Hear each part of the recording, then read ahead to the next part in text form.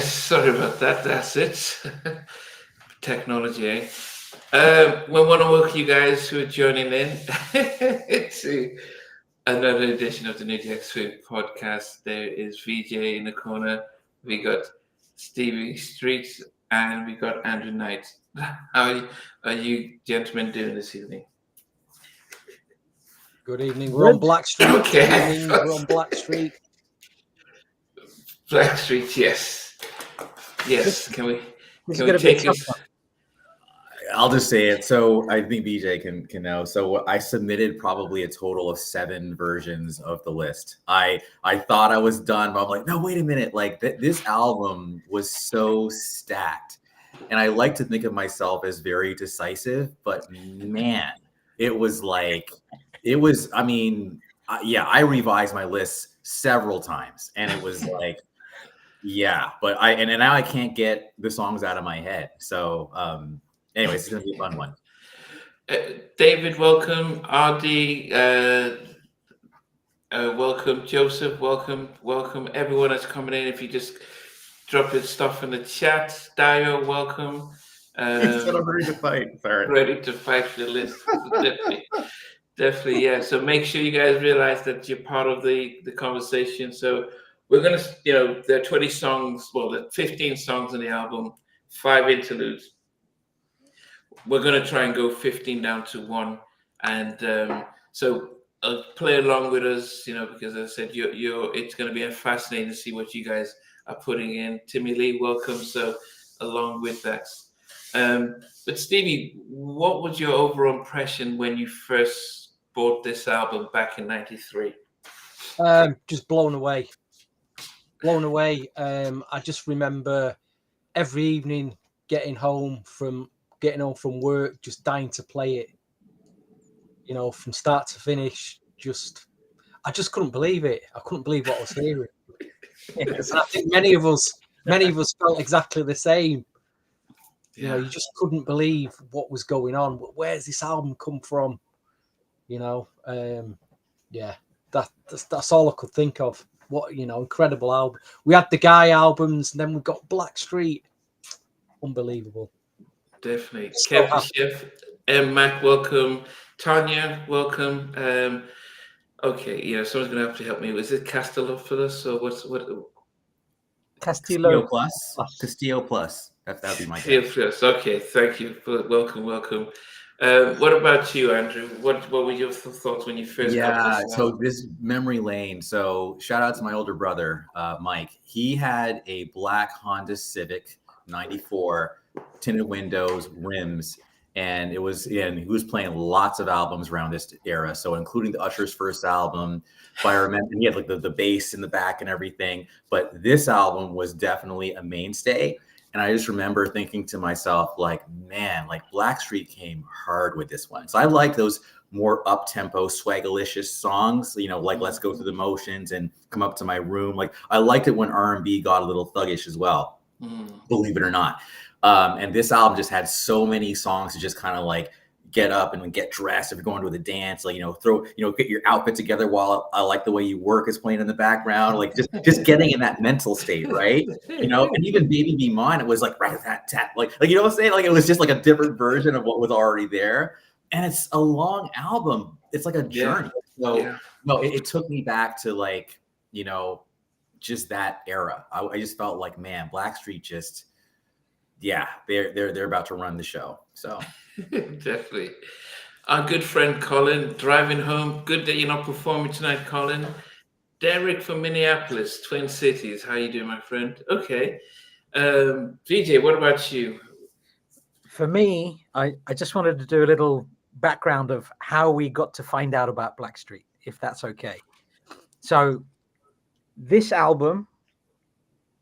was the album. We were excited about it. Guy broke up in 1992 after Let's Stay Together. Then on this album, Rex and Effect, Hard or Smooth, there was the Rec Shop single. And I can't remember what was the name of the mix, but they said, them one Blackstreet, them a Rec Shop. And so that was the first time I'd heard of Blackstreet. I'm like, who is Blackstreet? And then there was this album. And you had Chauncey Hannibal was on there. So that was 92. At the same time, you had a chap called Dave Hollister who was on this album, Force One Network, and he was a backing vocalist for some unknown rapper called Tupac, and that was 92. Then in 93, Dave Hollister cut 4 tracks with Carl West for a demo for Denny Hines. So Dave Hollister was trying to figure out what he was doing. And that was 93. Around the same time, Blackstreet they did make an album. They did make their debut album with 24, 25 tracks, I think it was. And Joseph Stonestreet, who was on Baby Be Mine from that same year, he left the group. So they were looking for a new vocalist, and then Dave Hollister came on board. But I do think that Joseph Stonestreet was the strongest vocalist, in my opinion. I love Dave. I love Mark Middleton. I love them all. They're all fantastic singers. There's no taking away from any of them. But I think Joseph Stonestreet deserves a special, special mention. And I believe that the original name of the group was going to be Stone Street. But Joe Stonestreet didn't want to do that. So Teddy took Street, and then he gave Chauncey Hannibal the nickname Black, and then Blackstreet was born. That's it. And I was so excited for this album, man. 1994. I got it a day before it came out, and I got it for £5 less than it cost anywhere else. And I was over the moon. And I listened to it non-stop for the whole month, I think. It was just such a phenomenal album. Very, very excited by it. Yeah. I think my impressions. It came out in 93. I moved to the States in 92, and so of course CB4, that when that first came out, and unfortunately the video was somewhat dark, so you couldn't really tell who the faces of everyone. And it was Blackstreet featuring Teddy, and I was okay with that because I always thought that Teddy needed to just pull out music and not get tied down by being in a group. So I was somewhat surprised that he did join the group. But when I keep looking at the album cover, it takes me back to the moment that it just came out, and just sitting down and listening to it, and you get the first interlude of Blackstreet interlude, and you can hear Tammy Lucas just harmonizing as Teddy's talking in the background, and you think, oh my goodness, what is going on here? And yes, he gave us 15 tracks. It's almost as if, and there was so much different than what was out, because they weren't like Jodeci, because I love the fact that they could have 3 guys who could sing and share duties, and they weren't like H-Town. I was slightly disappointed that Teddy started the first half of the album, say, going more West Coast, the George Clinton sample.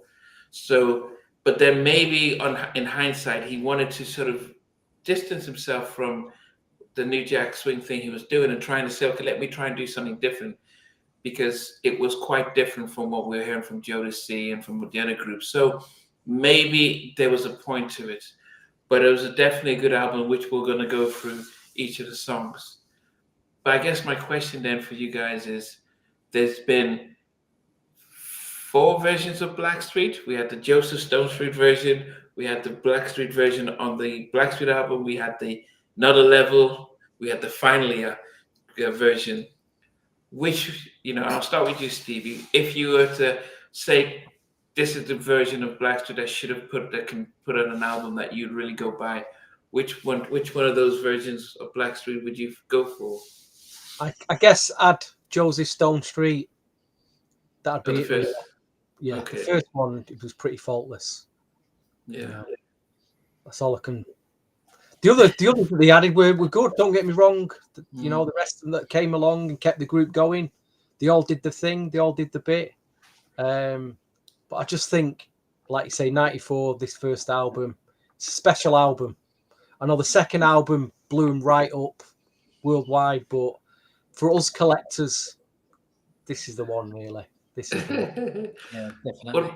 What about you, Andrew? And everyone So- is coming in, Rascal, 1974, Dwayne, everyone, Chukuma, welcome.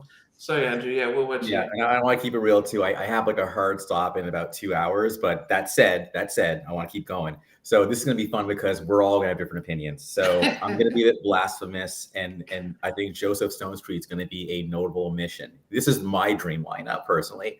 It would be Chauncey. I love Levi, but Mark can do what Levi does. So unfortunately, Levi, you got to go. Mark Middleton is now, so it's Chauncey. Wait, yes, it's Chauncey, Mark, Dave, and Eric. I think those. So it's kind of a amalgamation of the first album and the second album. That would be my super group. Now, but if we want to make them 5, wait, did I just say 4? I did. So it's already 5 with Teddy. So yeah, it is what it is, man. It's done. Anything more is just excess. But to me, Mark is what made the second album, not sorry, Forever album, the Another Level album, just like literally another level. That guy can blow. But Dave, I forgot to mention when I saw Mary J. Blige open for Bobby Brown. It's all connected, isn't it? Mary J. Blige opened for Bobby Brown in 1993. Keep saying Chauncey. Dave Hollister was background, and he was out back there with the cane, doing like the backgrounds, like on Reminisce and everything. And I was like, who is that heavyweight, like legitimately, both vocally and physically, but who's that heavyweight behind? So I think Dave and Mark, to me, are the ones who were really just they were the skills of the group. My personal. Okay, Vijay, what about you? For me, if I had the ultimate lineup, obviously you have to start with Teddy because he's Teddy. I would have Joseph Stone Street. I would have Dave Hollister, and I would have Mark Middleton. That would be my. Oh, minus Chauncey. And well, you have to have Chauncey. You can't have Blackstreet without Chauncey, so that would be unfair. So I'd have 5 members as well. That's okay. But have you guys ever seen Parliament Funkadelic perform? I've seen them perform where they had like 30 members on stage at the Jazz Cafe. Jazz Cafe is a 500 capacity venue. Wow. So imagine that 6%, 7% of the entire room is the band, and they're all on stage on this tiny stage. So I kind of feel like Blackstreet needs all of them have their place, and also you should give an honorable shout out to people like Jay Styles and Lenny Harold, who tour with them now. But difficult choices. Yeah, I think. What was the reason he left anyway, Joseph Stone Street? I believe he had a problem with something or the other, and Teddy walked in when he was high, and he had a problem, and I think he gave him the sack. That's what I understood. Yeah, I mean, during the interview, Levi, not just Levi, but Sprague, all of them, they've all said that, if they were to compare singers, so I've asked all of them about Joseph Stone Street, Deezo, Big Bub, Aaron Hall, who would they rank? And without a doubt, they've all put Stone Street above even Deezo. Wow. Not just vocally, but creativity, his creativity, being able to, we all hear about Jay-Z just being able to write a rhyme without writing it down, just going off it. But they said Stone Street was like that. He could just come up with a song just like that. I think Once in a Lifetime or something like that he was just in a booth and he just came up with it or something like that. So I Want to Make Love, he was just listening and he just sang it and just wrote it, just sang it like that. I could, just freestyle the song. But he did have his demons, and unfortunately it was too much that Teddy knew that actually, it was going to get worse before it was getting better. Even Tammy says that he was just on another level vocally. Who was the lady we interviewed, Stevie? That Trisha Cavington? Trisha Covington, yeah. Covington. She said that he was just blown away by working with him. Remember that? Yeah, they did a track together. That's yeah, and she said that she was. Which Yeah, insane. she said he was just blown away. But for me, I think Eric's my guy. And Mark, when you see Mark, he's always singing. He's not. Even everyone's chatting, and he's just there, almost just singing. So he just loves to sing.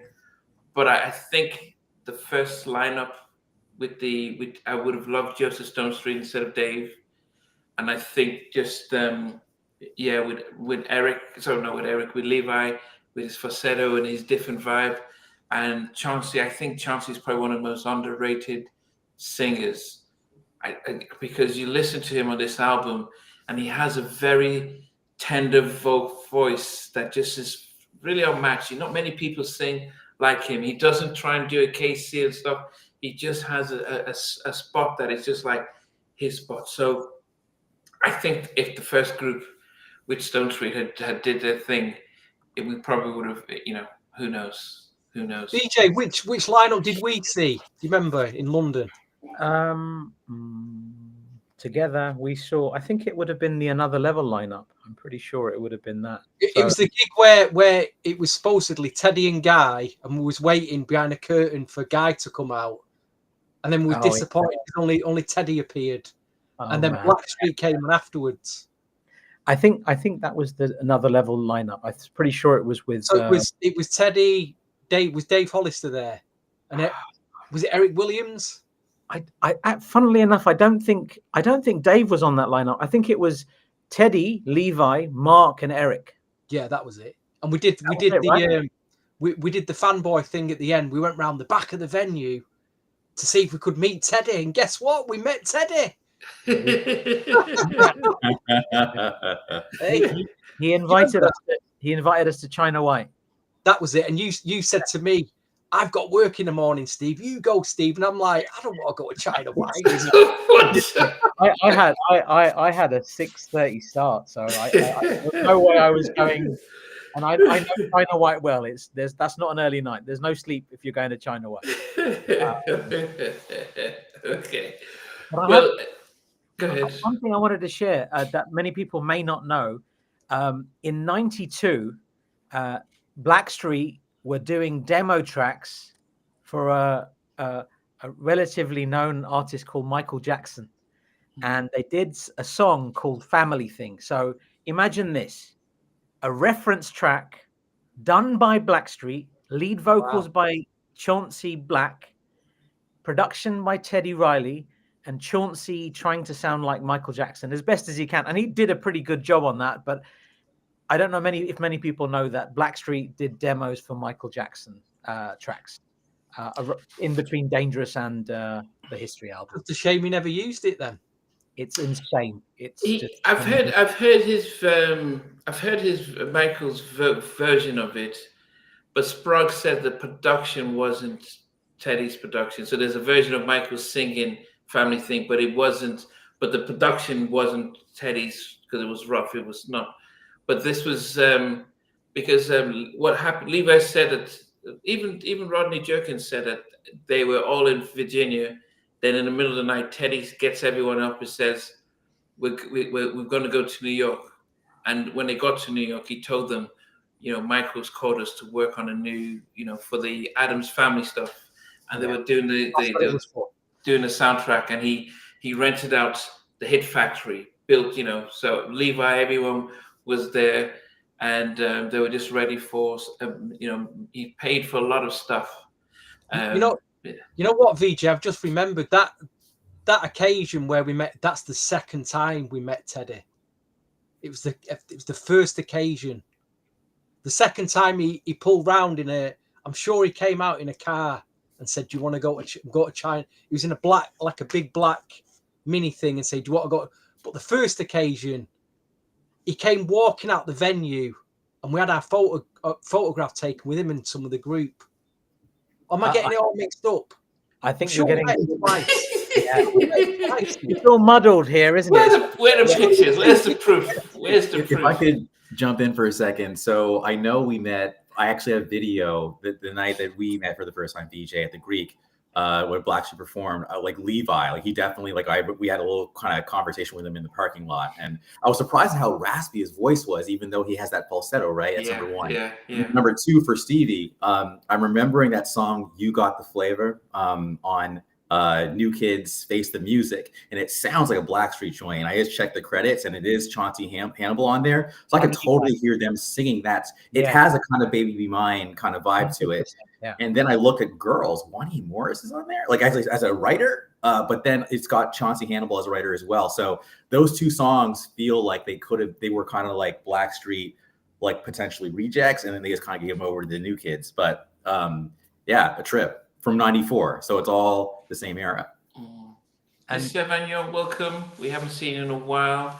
Lee, welcome as well. Joseph, yes, okay. Well, I mean, come on, we've danced around this album so much, we might as well even get into it. So for those who are just joining, because there are 20 tracks on the album, 5 interludes. I've ranked my 5 interludes separately, but we're going to go from 15 down to 1. We just, we'll chat around it and stuff like that. It's definitely, as I said, definitely an underrated album. Unfortunately, Another Level did, 4 or 5 times, I think almost 5 times the sales of this album. But for me, I always thought that Teddy was in his element. He went with the Bobby album, with the Blackstreet album. He did the Hard and Smooth, Rex and Effect. He had just come off of the Michael stuff. And I think he was just as... And one day in the summer, we may do a debate about Teddy with GR Productions and Teddy post GR Productions when he did these type of albums before 96 or so. But let's just start. So I have no problems. I mean, if you can see us on the screen, we can just go clockwise. For me, number 15 on the album, probably the song that I always skip, the only song that I skip when I listen to it. And I've never liked it. And it's called Make You Wet. I hate the dun dun dun, the sound that just goes dun dun dun dun. If that wasn't there, I might have had a very different feel about it. But it's just so annoying that it just goes throughout the whole song and dun dun dun dun. And I'm like, oh, I know you're talking about. Yeah, and it's just so. That doesn't surprise me. That doesn't surprise me in the slightest. Colin's accent 15, not 10. No, Colin, it's 20 songs in the album, so we had to really. We were going to go with the top 10, but there's too difficult to do a top 10, so we extended it. So we're going to do 50 just for this album. So yes, Make You Wet. I listened to it and I'm like, oh come on, maybe the theme and stuff. This is also a switch from Teddy, because Teddy would always beep out any swear words and stuff like that, but I don't know what happened to him on this album, where he wasn't sure if he wanted to be a hardcore person.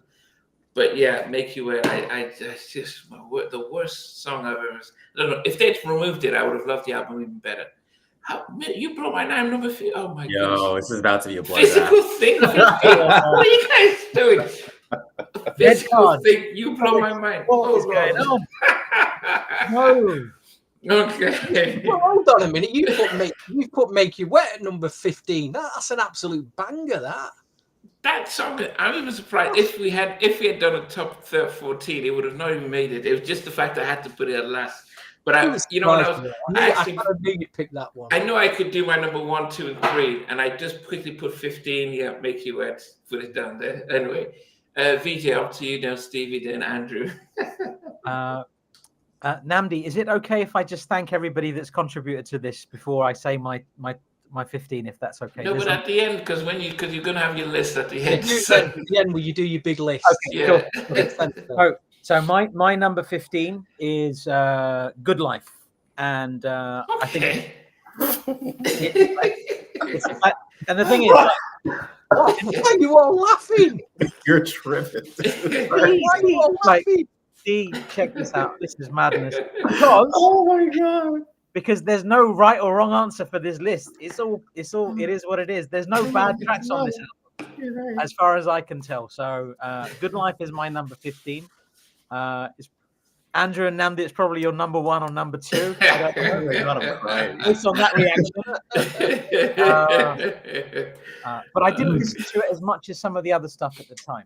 And I've listened to it more in recent years, and it's fantastic. Okay. At number 15, that's fun. Stevie, what about you? I thought I'd start in nice and easy with my favourite interlude, number 15. Interlude? You guys are throwing you... And that's with the 1-2 checker. The 1-2 checker. Hey, love, keep it real. So we started off with a nice 2-minute interlude rap. Hey, 1-2 checker. Teddy, are you ready? We're ready, Teddy. Teddy, are you watching tonight? So that's number 15 for me. So your interludes are making up your top 15? Just one. It's the only interlude in the top 15. Okay. Okay, Andrew. All right, I'm getting ready to duck the tomatoes. Here we go. So my number 15, I'm just gonna just rip off the Band-Aid.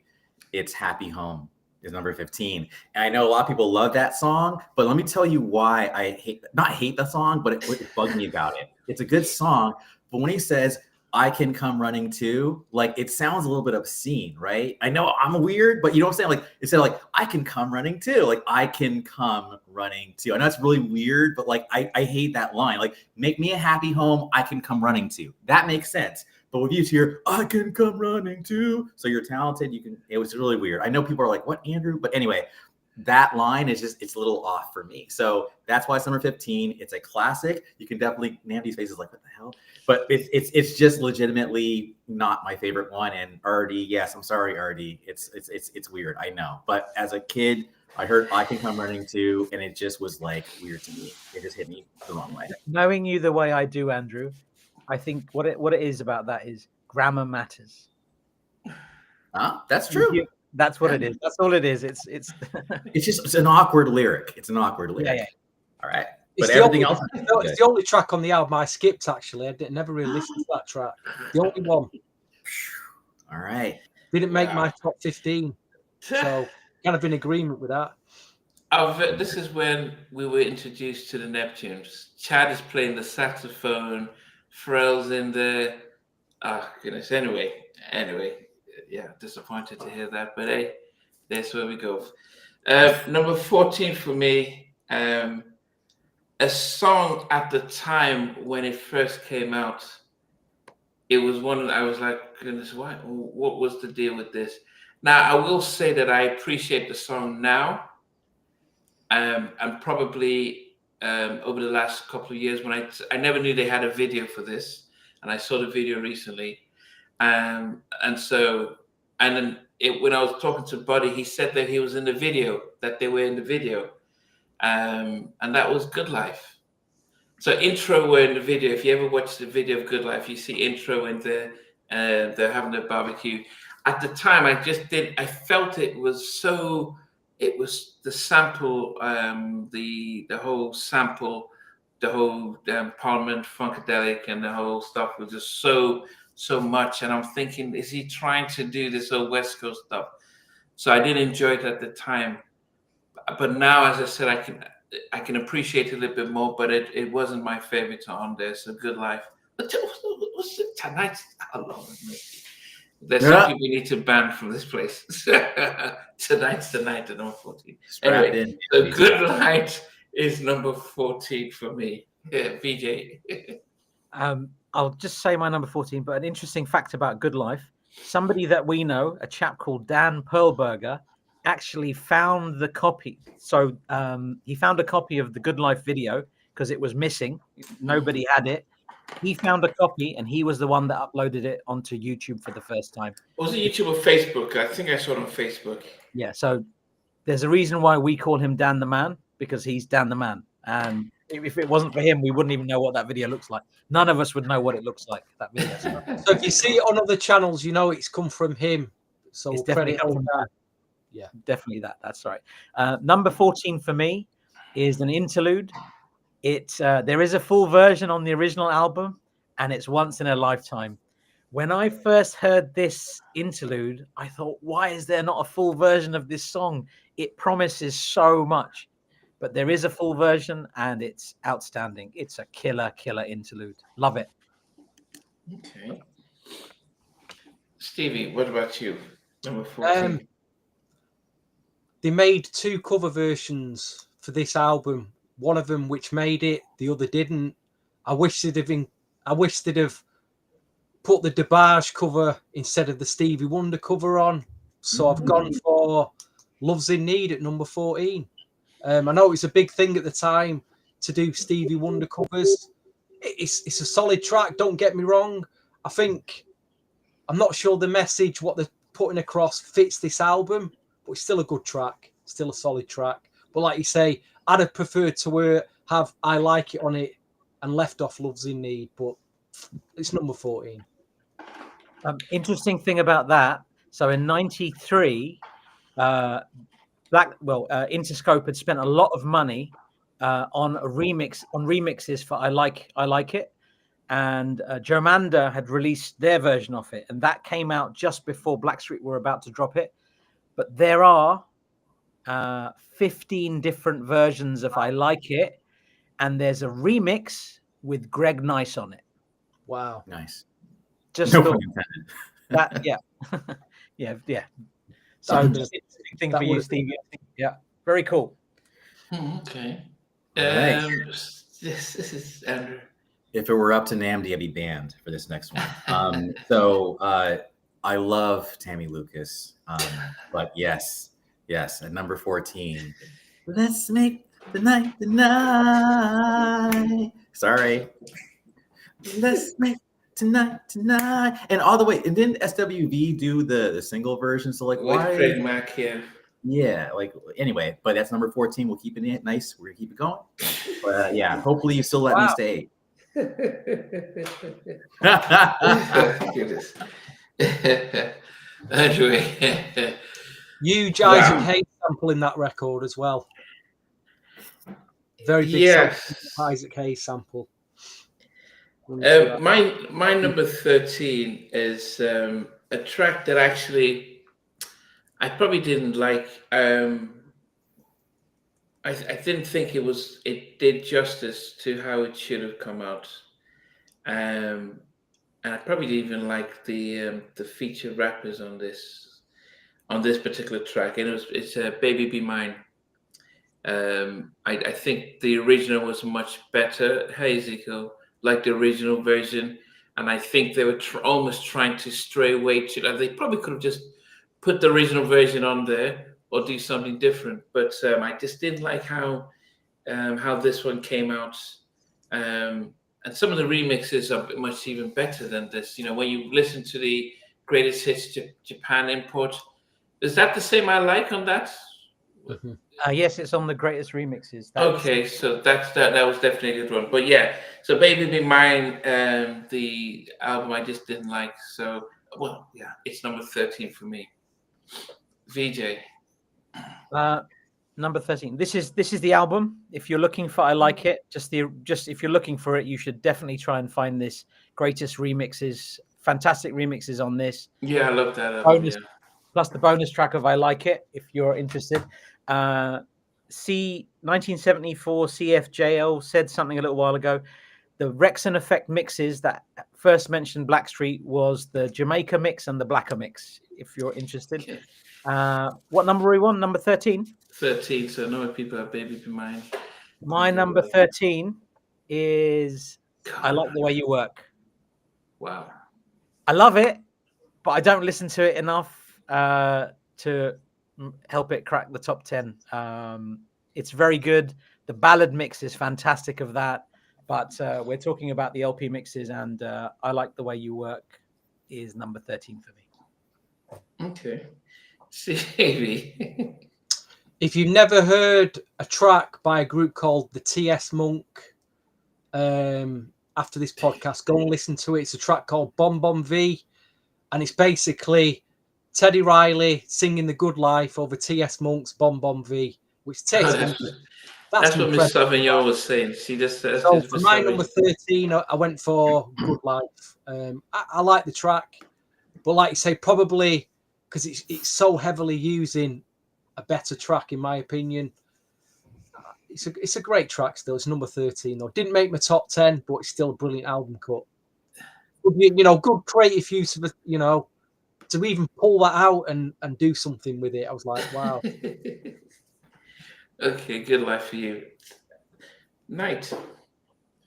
Slow it down, take our time. I'll be yours and you'll be mine. On a candlelight night. So that interlude is number 13. I wish that was a whole song. I liked it. It had a good kind of thing going down. But yeah, that was it. So that was my first attempt at singing today. Okay. Very good. Okay. So that was your number 13. Okay, we're down to number 12. I think I would have liked this number 12 more if the original writer and singer had done it the way it probably should have come through. But again, I think there's a lot of sampling on this one, and it's I Want to Make Love.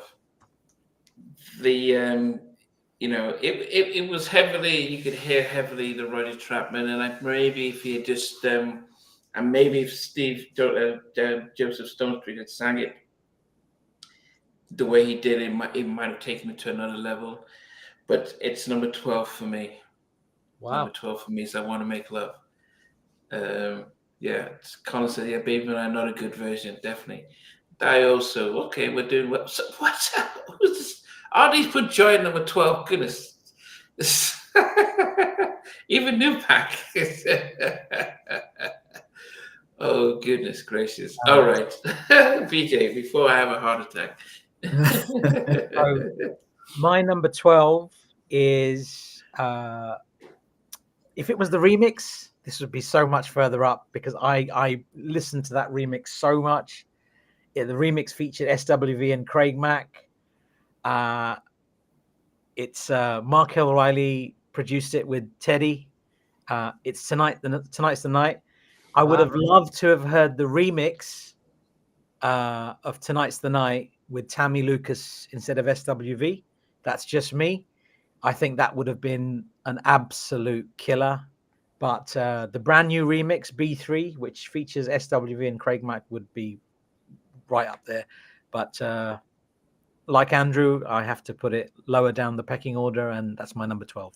I'm stunned, DJ. I'm sorry. It's such a difficult album, but the remix of this is, god damn, it's amazing. It's so good. I mean, it's spectacular, isn't it? But the album version I didn't listen to so much. Really? I didn't. I thought it might with Tammy Lucas on. I thought it would have got you that track. But then I heard the remix and I thought, if only they'd taken Tammy and put her on this remix. And I don't think Tammy got enough love with some of this stuff. She should have been out there. She should have been like the main female vocalist on all of this stuff. Like, but she wasn't, and I think that's a damn shame. I remember when the video came out, and because I heard the sort of video on BT, and I was like, okay, look at what Blackstreet are doing, I could, SWV, they were on fire as well because they had just done the Right Here remix, so they were doing their thing, but it was a different song, and I think what they missed is that I think they missed the opportunity to realize actually there was a big following of Tammy Lucas, and I think people were waiting to see her. We saw her on this album, like, wow, let's see what's going to come in. And on the radio, we were getting the original version, but when they did the video and took SWV, and actually they did a remake of the original song and took Tammy's vocals off and actually had Coco sing the exact same song. And it didn't have, as much as I love Coco and stuff, it just didn't have the magic. There was just because Tammy co-wrote it, so she knew what she was singing. And so I was very disappointed with what they did there. The same way they didn't put her in that's the one with Heavy D. What was it called? Is It Good to You? Is It Good to You? They put models in there. They didn't put it in there. And And so the only people who really respected her were Tribe Called Quest. They were the only ones that respected her. And that song blew up because of Tammy. People were like, oh, look at Tammy's on, this is Tammy who's first, with Tribe. So yeah, disappointed with what Teddy, what Blackstreet and Interscope did with that. But anyway, I digress. So Stevie. The other thing about that was the first time that Chad, Hugo, and Pharrell had credits with in Teddy's camp. I think Pharrell had a credit on Rump Shaker 2 years prior, but Chad and Pharrell and Tammy Lucas on one track, because remember, Tammy was a part of the Neptunes as well with Mike Etheridge. So the four of them were together. So that was the first time all of them were on the same track as credit. So based on that, I really should have put it much, much higher. I think I've made a mistake, Stevie, but I've done it now. I can't take it back. Done. Okay. It's done now. Steve, what's your 12? Didn't make my top 10, this track. I must admit, I loved it at the time, played it a lot. As the years have gone on, it's all right, but Booti Call's at number 12 for me. Fun track, didn't make that top 10. Nice, fun, funky, P-funky track. Another song with a big Parliament funk. Someone in the comments put what the sample is, Parliament Funkadelic or whatever it is. But Booti Call made my number 12. Booti Call, it's a Booti Call, because it's Booti Call late no. Yeah. Great remix of this. They had some amazing remixes. I think when it comes to the remixes, that topped it. I mean, I remember buying the Max's single. Atomic Dog, that's it. Yeah, they had some amazing remixes. I mean, I think the remixes were much better than the original one. But fellas, if a girl calls your room at 2, totally, it is a fun track. The problem is, if I put that in the top 10, what do I leave out? What can you? There's better tracks on the album than that, even though it's a solid track. Yeah. Okay. Atomic Dog, yes. Okay, so Andrew, what's So yeah, it's Number funny. 12. Vijay held up the CD single for "I Like the Way You Work," and I remember my younger brother actually bought that. And there's a good ballad version of "I Like the Way You Work" on there. So I remember the remixes off of this album were phenomenal, and I think that a lot of them were kind of overlooked. But to keep things moving, at number 12 is "I Like the Way You Work." I remember being actually surprised, like, why would you make that the single? Like, there's better songs on there that could have been a single than "I Like the Way You Work." It's a good song, but it's not, you got better ones. But anyway. That's exactly what my thought was. I didn't understand. I mean, it was fantastic to have like a double A-side with Booti Call and "Like the Way You Work," but I didn't think that was the right call at the time. Yeah. Okay, well, number 11 for me. Where did I put this there? I think I'm falling in love again with you. Falling in love again. I told you, Steve, I was dusting up the vocals. I would also say I love the way they sequenced this album. I didn't, in later years, you're getting fast song, mid-tempo, slow song. They said, okay, up-tempo, we get Love and Needs, kind of slow it down, and then we start to go to the ballads. And so for me, I Fall in Love Again was, nice track and everything. But it didn't really catch me like that. So it wasn't one of the strongest ballads. So that's number 11 for me. Falling in Love Again. The part when they said our love is tattooed instead of tattooed, because they were trying to, I don't think you remember that part. There's a part when they sing we're together and our love is tattooed. Unless you guys don't really hear it, it's hard to pick it up. But yes, Falling in Love Again is number 11 for me. Okay, Vijay. I see you, Claude, by the way. What's up, man? Nice to see you there. Connor says Chancey sings off key. Not that I would know if somebody does sing off key. It's, in Love and Need. So my number 11, and this is why I'm wearing an EPMD t-shirt today, is because of this man's contribution. Eric Sermon did a few tracks on this album. Only one made the final version, and that's my number 11, and it's Booti Call. This particular CD is fantastic because there is a no-rap version, which is 2 minutes, 59 seconds. So for all of you that like no-rap versions of songs, that's the one you need. It's useful. It's useful. Yeah, fantastic. Okay, Steve, what about you? What's 11? I can't work out on Baby Be Mine on this version. Was Joseph Stone Street singing them vocals? On which one? On Baby Be Mine. I think so. On the original? On this version. Who was singing the vocals on Baby Be Dave Mine? Hollister. It sounds like Dave. I thought it was Sean. It sounds like Sean. But anyway, when I first heard this new version, I was really excited. I was like, whoa. The drums, percussion, and the singing, I was blown away. And then the rapping came in. I was like, oh no. You just absolutely killed it. Why did we get them long, crude raps? I love everything about it, apart from the rapping. And that's probably the reason why it's not made my top 10. But I still love Baby Be Mine as a track. So it's at number 11. It didn't make the rap was crude. And I'll be a happy man. Yeah, I just didn't like the raps on there. Okay. But I thought it was incredible newer version with the beats and the drums and the singing. I thought, I was blown away. Andrew, what about you? Number 11, man. I wanna make love tonight. Ooh. It was a perfect end to the album. It could have ended right there, but it didn't. But it was just after that journey of an album, it ends with that one. I just like the left to right, the whole vibe of it. It's just very, just it reminds me a little bit of that whole Key Sweat vibe. It was perfect. I loved it. So anyway, number 11. Even though I loved it, it didn't make the top 10. So that tells you the for 10-1. So. Okay. So we've just done. Okay, so I'm about to do my top 10, and it's amazing. We've just spent almost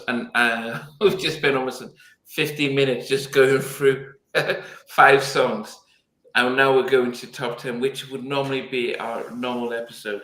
But before I do that, there were 5 interludes, and I didn't put any of the interludes into my top 15.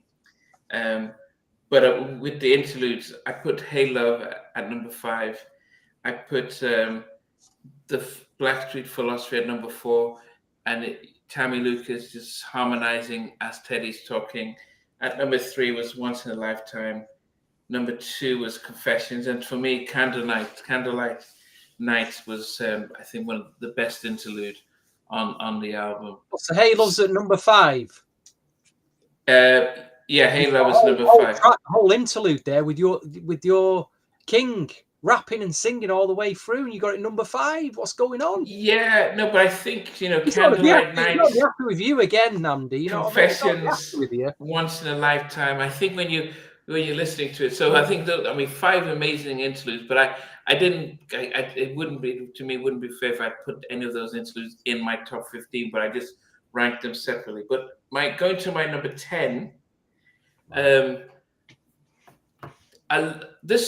This was the only song that was actually featured in a big Hollywood blockbuster. Well, it made over 100 million at the box office in the US.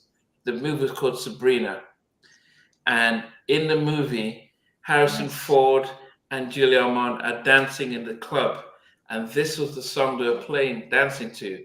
Love's in the. I never knew that. I remember that. Yeah, I remember being in the cinema watching it. I'm thinking, wow. They're dancing to "Love's in Need," because I think I just loved the drums. It was such a different take.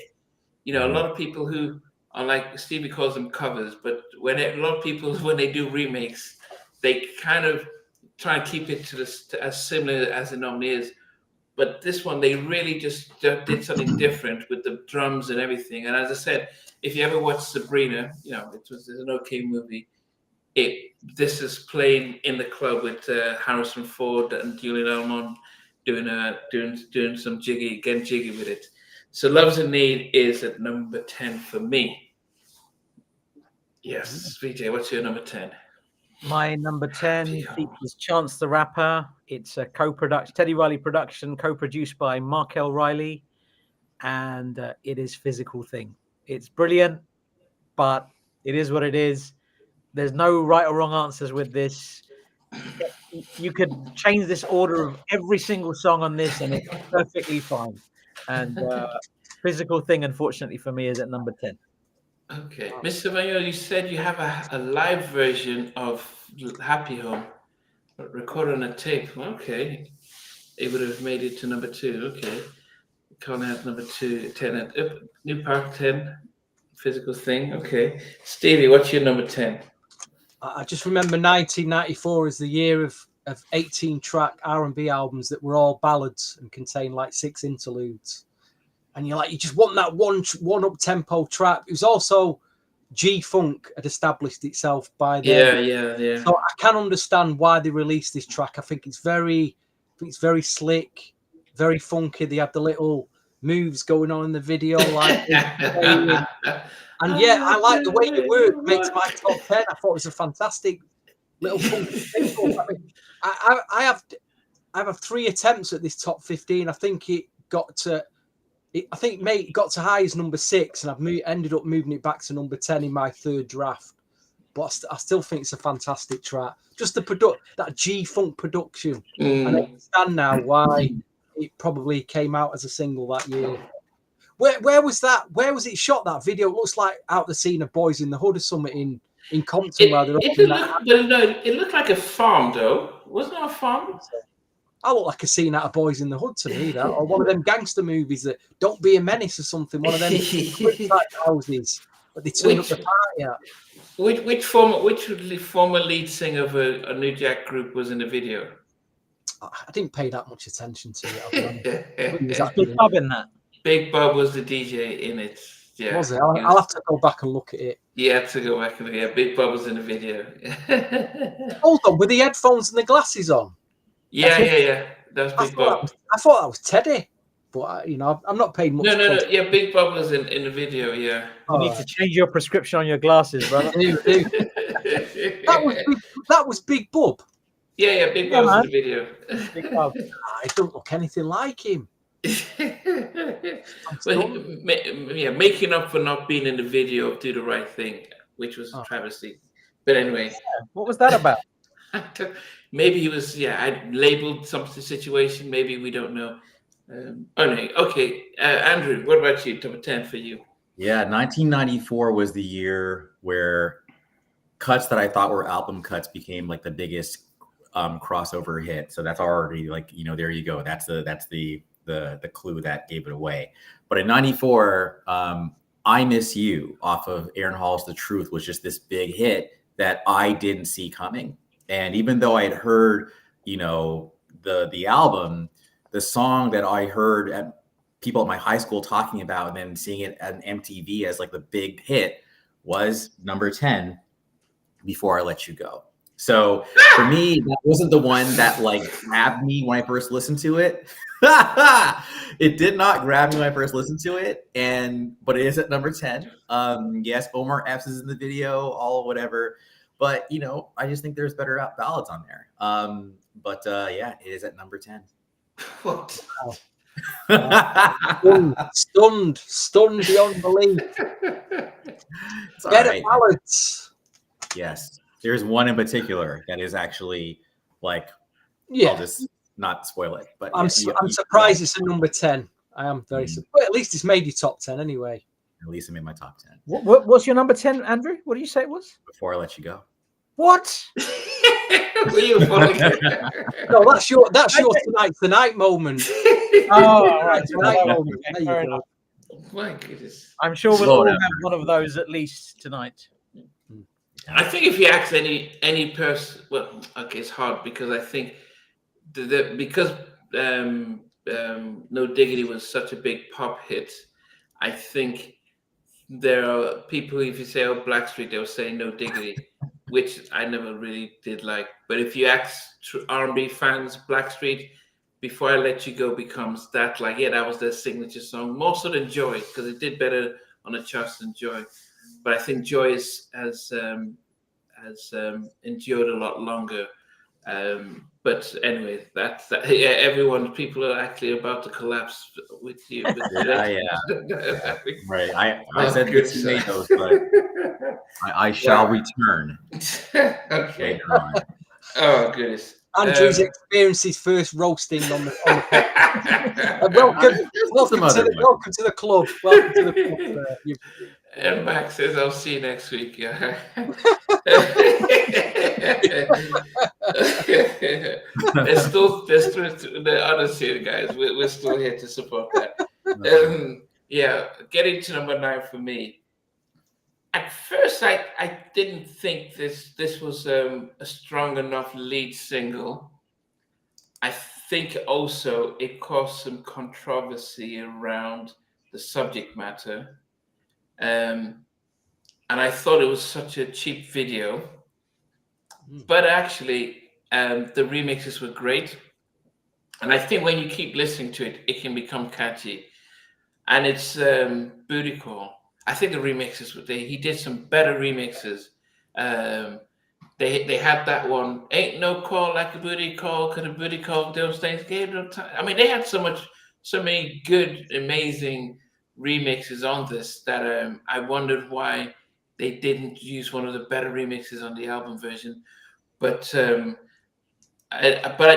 think in the Booty Call, one of the things I liked about it is that this is where you see what made Blackstreet so much different, is that you could hear Levi, you could hear Dave, and you could hear Chauncey all coming through with their vocals and harmonizing, especially from the second verse and stuff. And I think this is what said, okay, with Blackstreet, not many groups, apart from Boyz II Men, who always had, formula how they start, finish, and end. But very few groups had what Blackstreet were doing. It's like, we're going to have 3 different vocalists. We're going to have our own song, but we're going to come in when Teddy's singing. So Booty Call number 9 for me. As I said, I do prefer the remixes. There's some amazing remixes, but I'd give that number 9. Yeah, that was the KC Miami one. Yeah, that was another good one. Yeah. Vijay, number 9. Was there one using Eugene Wilde's "Gotta Get You Home Tonight"? There was one of that. Booty Call, gotta get you home with me tonight. That was Booty Call. amazing. Yeah. That would have made a great ballad. And that was Chauncey singing that one. Yeah. Killer ballad. Yeah, yeah. My number 9 is a co-production with Markel Riley, and it's "Falling in Love Again." I love this song. It's so good. It's so good. With you. I think I'm falling in love again. Yeah, okay. That's my number 9. That's your number 9. Stevie, what's number 9 for you? I'd agree with Vijay. I think on my first draft, it got to number 7, but it got pushed back to number 9. But it's what you term as a soulful swayer, because you're swaying, falling in love again. Class, quality track. Yeah, definitely. Easily makes my top 10. I think Timmy Lee has probably got a camera in our houses because he's also put it at number 9. He's got a spy cam in our house. He's seen our Okay. Andrew, what's your number 9?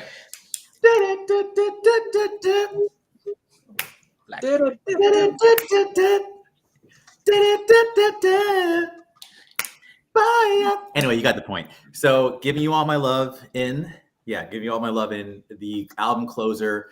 I actually, when I listened to it most recently, I could hear Bobby Brown versus just like Blackstreet. Maybe it was meant for the Bobby album, but it had a certain like carefree, I liked it. It was just very light, dancey, just nice. So anyway, number 9, not a lot of fanfare, but that's the one. Okay. Is that Markel on there rapping? Who's the rap? Yeah, it's him, Markel. Yeah, so I like check baby. So that also would have worked, had it been a so. Again, I think it just should have gone to Bobby, but Chauncey did a good job on that. I'm pretty sure it's him. Yeah, it was him. Okay, down to number 8. Yeah, I think I Like the Way You Work. Was my number 8. I think, and I can remember now, LL Cool J was supposed to do. He actually did a remix. A verse for I Like the Way You Work, but it didn't come out. And I think he also, and he says No Diggity, and that was some of the, I've heard a version of him singing I Like the Way You Work, and then he says No Diggity, and that's when they're probably a part of what they use for the song Falling Up. But I've heard a version of LL Cool J's rap for I Like the Way You Work for the remix, but it didn't come out. So I Like the Way You Work. Definitely a nice little mid-tempo track. I think they could have had better songs they released for their videos. I think there were better songs than this, but a nice little track. Wow, number 8, Nnamdi. Number 8 for me, yes. Wow. Vijay, what's your number 8?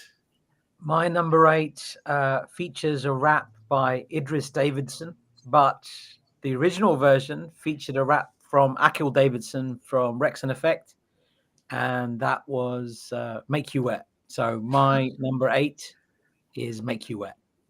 Wow. So you can stand that, it was just so loud and just all night long. Nnamdi, what podcast are we on this evening? That was not a New Jack. That was just so. All right, what's New Jack on this album? Because I can name about possibly three tracks at the most that are New Jack influenced. That's one of them. Name, what are the other couple of tracks that could be New Jack swing influenced? Baby Be Mine. Yeah.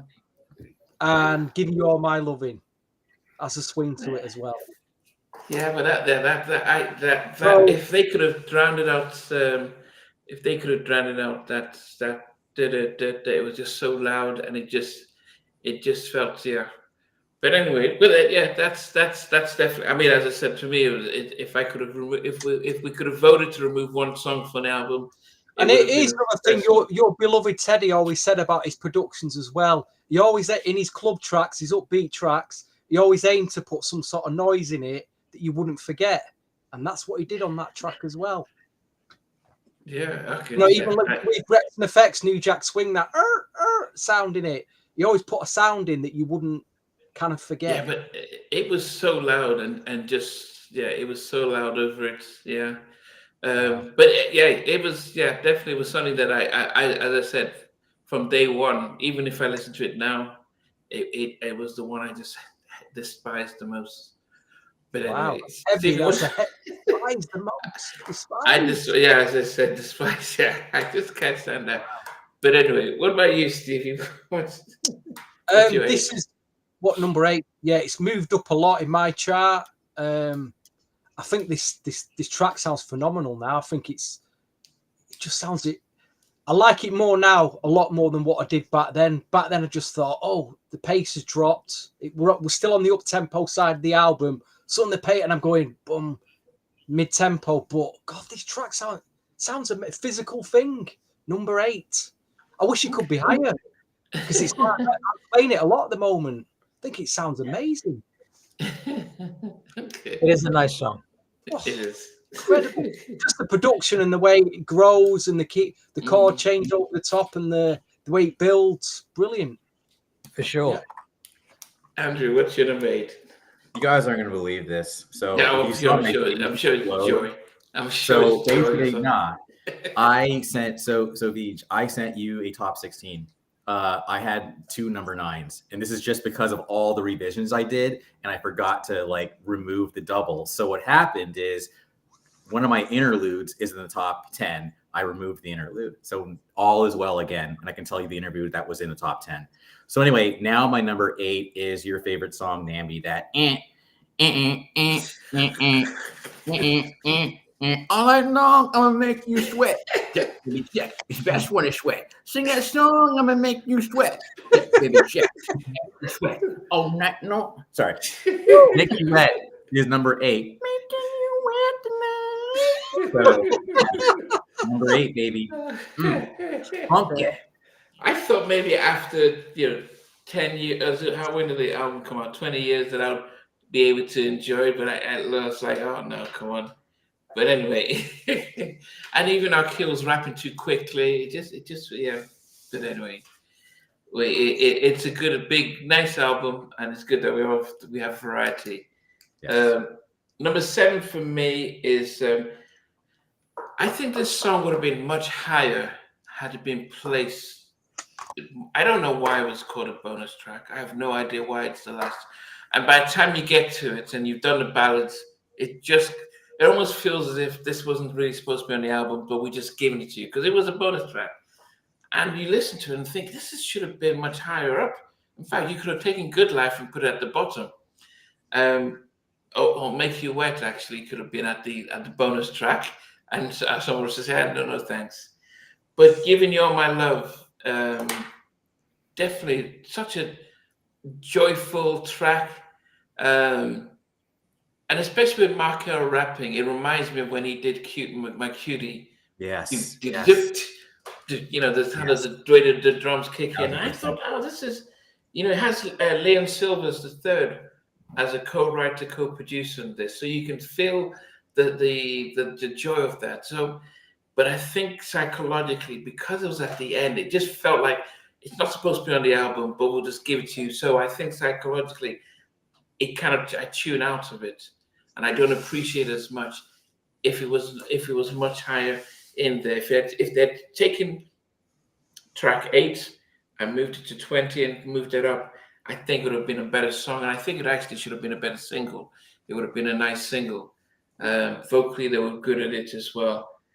Giving you all my loving, 60% of me. Is this 60%?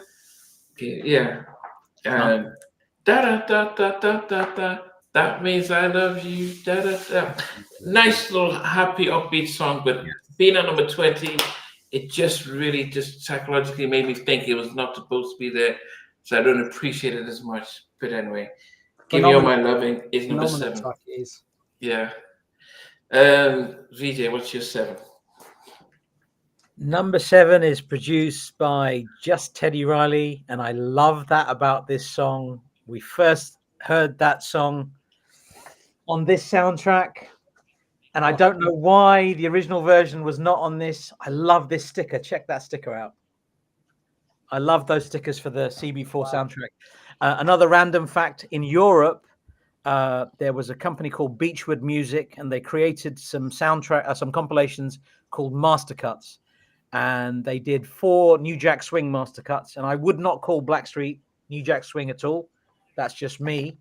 But on the original promo for version 4, Master Cuts Volume 4, Baby Be Mine was supposed to be on there, and it was taken off. I don't know why, but that makes my number 7.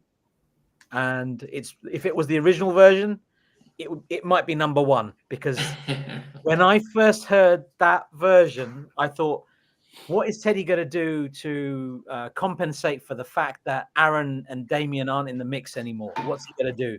What's this Blackstreet group going to sound like? And I wasn't disappointed. It was brilliant. Oh my God. Yeah, the original. Are you picking it based on the Stone Street version or based on the version on the album? If it was the Stone Street version, it might be number 1, is what I'm saying. Okay. Because it's the one that's on the album, It makes it to number 7. There was a version on my list where I think it was number 15.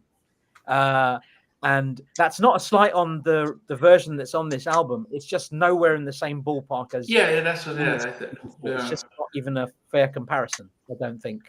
So I think you take them raps out, and you get some more vocal verses. It's still an unbelievable track.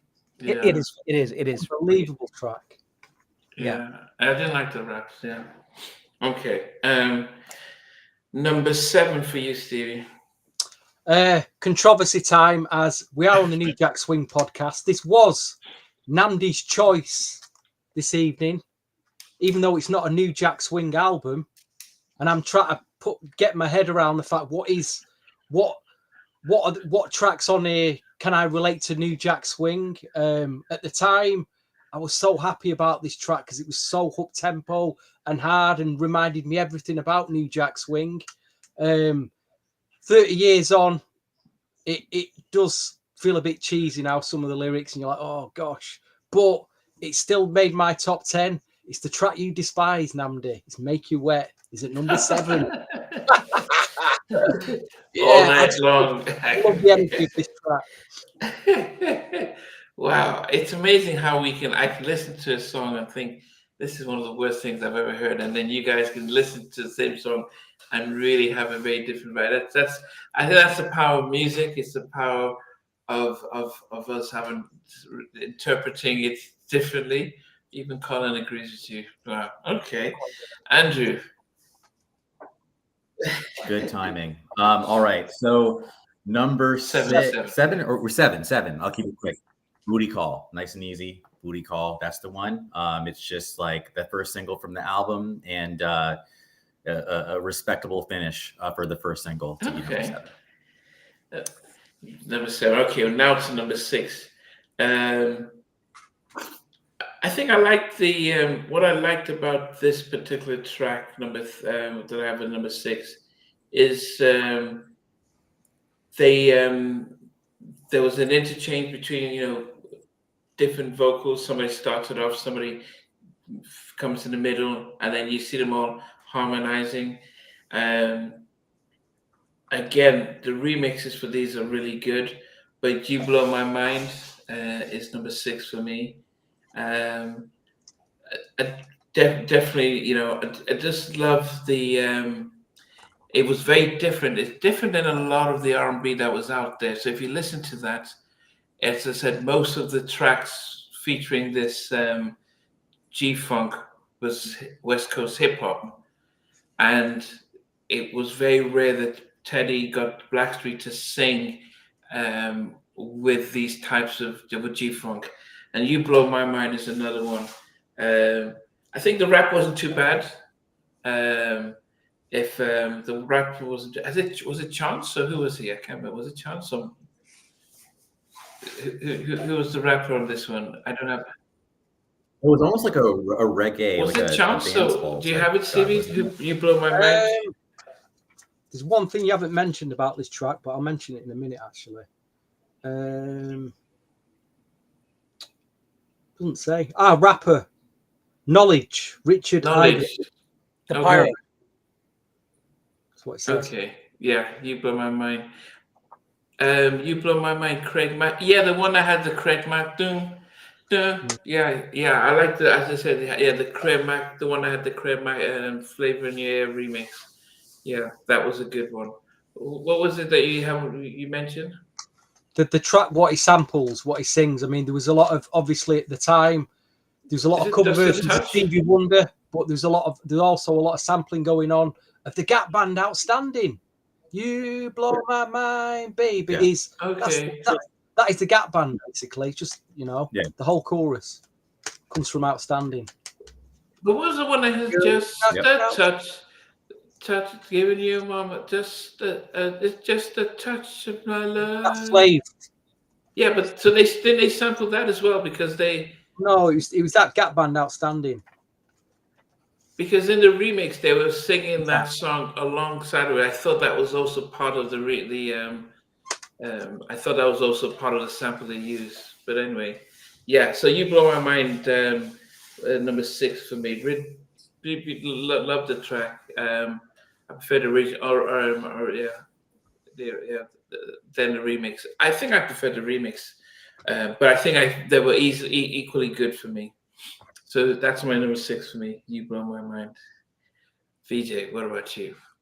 Number 6, assistant producer. First introduction to him for me, I think for most of us, would Sprag Doogie Williams, and this was a big ballad. I love it. Before I Let You Go. Wow. It's my number 6. Fantastic track. But it makes my number 6. Okay. Stunned. I am. Yeah, you guys. Even were you expecting it higher? Yeah, oh, yeah, definitely. It's a classic.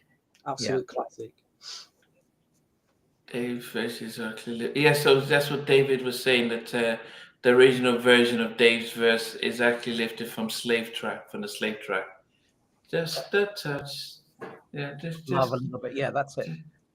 Good Life had slave lyrics in it as well. Wow. Yeah, so you blew my mind as number 6. But you said that. No, that's before I let you go, number 6. Yeah, Vijay red card. Stevie, what's your number 6? I actually agreed with you, Nnamdi. I thought the remixes were terrible, though. I thought the album mix was the best mix of You Blow My Mind by a mile. I didn't like the remixes, but You Blow My Mind at the time was just like huge. It's great. I heard this a lot in a club as well. Hearing it in a club on a Saturday night was just amazing to hear, being able to dance to it. Really good memories.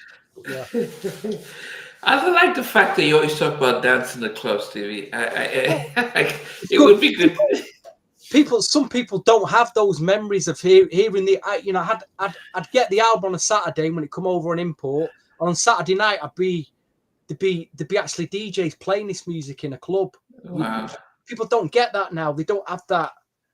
What we had back then. Being able to, you get a promo would come in, a DJ promo, and we'd all pay £10 for it, and then the DJ play it in the club at night, and your head's blown away. You just don't get that now. Yeah, it was a different time, man. Yeah, totally. Andrew, number 6 for you. Vij, yours was Before I Let You Go, right? Andy, yours was You Blow My Mind. Yes. Steve, yours was You Blow My Mind. Mine is Girl, you know your love is real.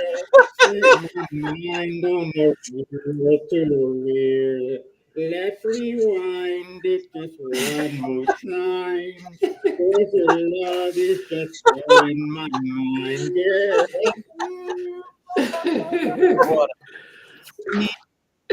all 3 of us had You I Blow My just want to be with you. So we're now getting unity. I prefer that remix. I prefer I the cup remix that he's just done there. I love it. Do it again. Let's get a reel. All be quiet. Let's get a reel on. Girl, your love is just growing my mind, girl. You got my mind, baby. This is like a makeshift recorder. Oh my goodness. All right, we're going to the top 5 now, and it's amazing how what makes our top 5. If I go back to 93, I was in university, and I remember we had our, everyone needed to make an answer a voicemail for your for your answer machine. And so anytime I heard this song, I always remember recording my voicemail, and it would go, check it out. Hi, you've reached the voicemail of Nnamdi. I'm not in right now. Gotta do my thing. Yeah. If you can't leave your name and voice message, I'll give you a call as soon as I can. No, baby, no. That's all like that. Check it out. Hit it. Don't. That was my voicemail. The first 15 seconds of physical thing. And I would just speak over it, record my voicemail. And that was, oh, goodness. I remember my auntie called me from London once. And she was like, what's this long voice message? I'm spending all this money trying to call you. And then I laughed. But it was the coolest thing to have that. And I still... it's because I don't have a CD player, it's quite hard to try and record it on my mobile phone. But I might just do that because I love that check it out, gotta do my thing. That was my voice message. That's my number 5 physical thing. Brings back memories. And at the time of that, it would have been a little bit higher back then. But yeah, love physical thing at number 5 for me. Remembering my voice message when I was in college. That's a really cool story, man. Yeah, I still remember. That's very personal. That tells us and anybody watching how important this album was for you. It says a lot, right? It's as I said, there's Make It Last Forever, there's the Bobby album, there's the Guy album, there's the Blackstreet album, and definitely the Thrill album.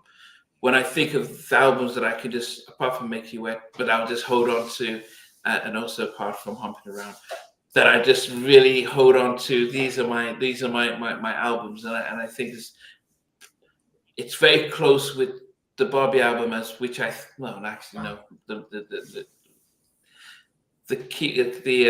It Last Forever is probably Teddy's best album production, where he just did 95% of the album, but this was close. Yeah. Anyway, Vijay, what's your top 5, number 5? My number 5 is assistant production by Sprag Doogie again. Fantastic. I preferred the original version with Joseph Stonestreet singing. Oh, wow. But the song is Love's in Need. That is my number 5. I love it. It takes you on a journey. It just really gets into you. I don't know what it is. I'm convinced Timmy Lee has a spy cam in my house because he's looking at my list, copying my list. He's at number 5 as well. Same with Sauvignon. So all good. Love's in Need. Love's in Need. Okay. Stevie, what's your number 5? I wanted this to be higher, but it can't because the ones before, but ones above it are just classics for me. Teddy at time was the second coming of Roger Troutman. He loved his talk box vocoder. I just got lost in this track. Wanna Make Love is my number 5. Wow. Absolutely lost my head with this track. Wow. Yeah. Amazing track. I wish it could have been higher, actually. Number 3 or number 2, but I like it that much. Deep inside your love. I'm surprised. You're typically not like the ballad dude, but this isn't what you call it. This isn't the raise your hands in the air type ballad like you were talking about earlier. No, this is more the slow jam sex ballads that I like. Keeping it real. Sex ballads. It was the closest to H-Town of all them. It was the It's got the Roger thing going on as well. Amazing track. I feel bad I put it at number 16 now. I feel so bad. It didn't even make it. Wow, you had influence better than that. Okay, Andrew, what about you? Nnamdi, I absolutely was part of that voicemail life. And the one that I remember was Thanks for a Good Time Last Night by Albie Shore from the Sexy Verses album. Anyway, it was just like, hi, you've reached Andrew Knyte. Right? It wasn't Andrew Knyte back then. It was just Andrew. Like, hi, you've reached Andrew. Leave a message. Anyways, right along. Did any of you guys do it? I don't know. So, because this was stuff in the States. Vijay, Stevie, did you guys ever record a voice message using a track? With the music, yeah. With the music? No. Yeah, it was a US thing. It was a US thing. Okay. Totally a US thing. I wish I had it now. I feel like I'm just a trick. That's funny. Baby Mine, that's the one.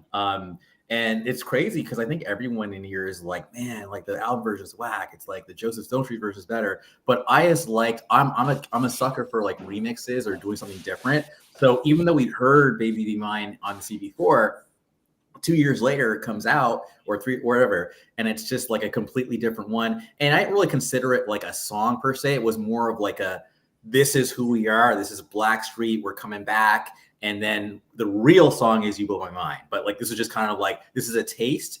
And then it's kind of like Dave Hostler comes in and just says, this is what we sound like now. And we're like, we're taking no prisoners. That's how I saw it. So number 5, Baby Be Mine. Okay. I'm looking at my number 4 and I thought there was a time that this was number 2. And then there was a time that it was number 1. But then, having to re-listen to the album again for today, it sadly had to go down to 4. And But I think this should have been a video. I think this is what I think made this group much different, that they could put in tracks like this. Make me a happy home. Wow. I can come running to. Make me a happy home. I can come running to. I remember when I spoke to Levi, and he was saying that back then, Chad would come into the studio carrying trumpets and oboes and weird instruments, and they were like, man, this kid's just all over the place. And Chad's playing the saxophone on this, and he's a little bit of up-tempo, very jazzy, and then he goes back down again. And I thought, man, this would have been perfect. Remember when En Vogue did Giving You Something They Can Feel? That?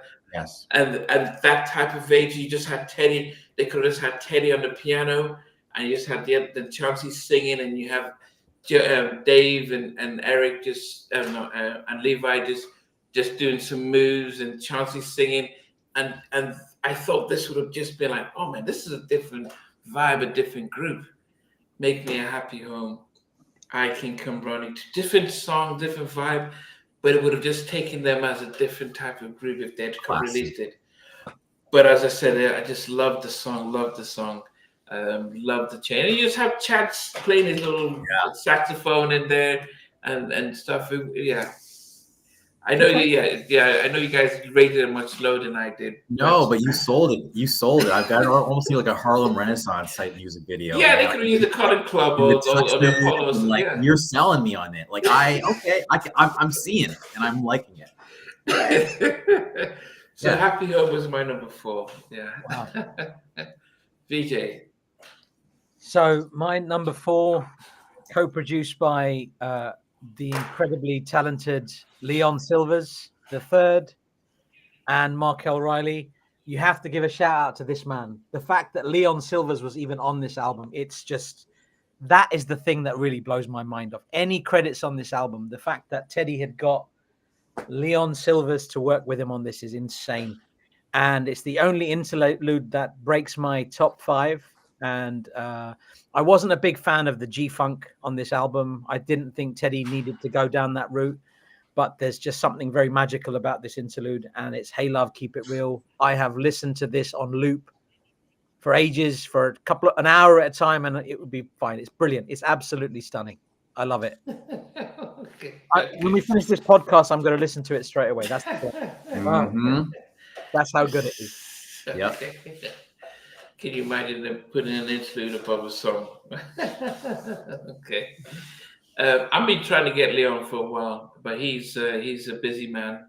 But yes, we're still putting our feelers out there to celebrate the great singer, songwriter, producer, arranger, and all that stuff. One of the true greats. I mean, Leon Silvers is wildly underrated as a producer and writer. The stuff, and he worked with Jam and Lewis's engineer Steve Hodge for a little while. And if you listen to Leon Silver's work with Steve Hodge, outstanding. It's crazy how good they are. Yes. Okay. Stevie, what about you? What's your number 4? I've just checked the credits of this track. There's no mention in the writers or what it sampled or anything. Let me just put this to bed. Can you hear that? Yeah.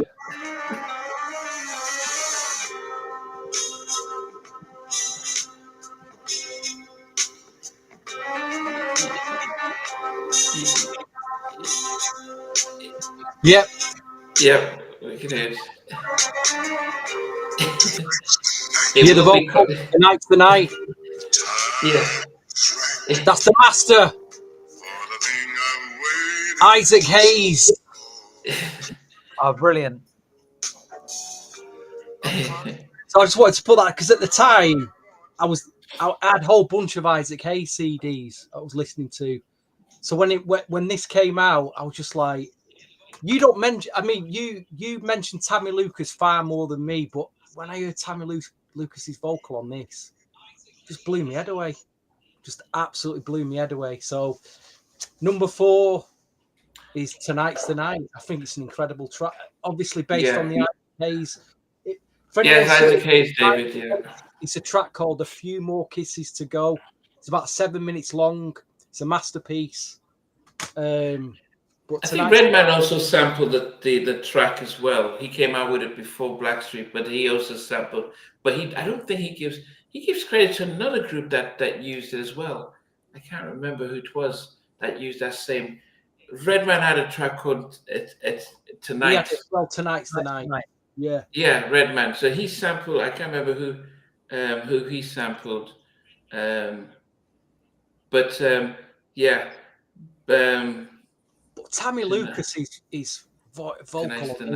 Oh, it's stunning, isn't it? One of the best. Yeah, I mean, and his yeah. So A Few More Kisses. Isaac Hayes is who he also sampled. He sampled that one, 92. So it came out a year before Blackstreet's version, but in the credits, though, it doesn't mention Isaac Hayes. So how did they get away with that? I can't understand. Cannot understand that at all. How did they get away with that? Not they would have given away publishing for that. So if they've done that without permission, on the back end, whoever owns the actual publishing would take all of the royalties from that. No, but I think by this time he learned his lesson with Rex and Effects, Rum Shaker. So they had. They had people on that, but they didn't.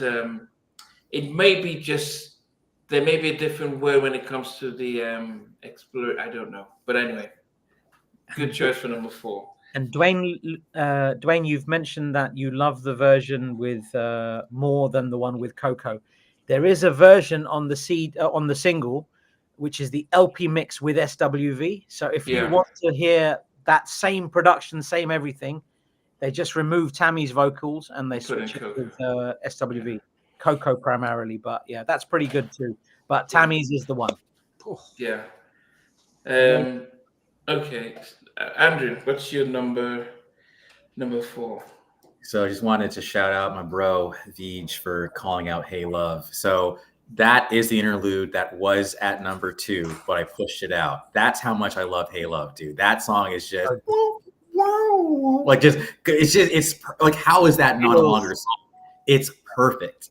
So anyways, I wanted to shout that out.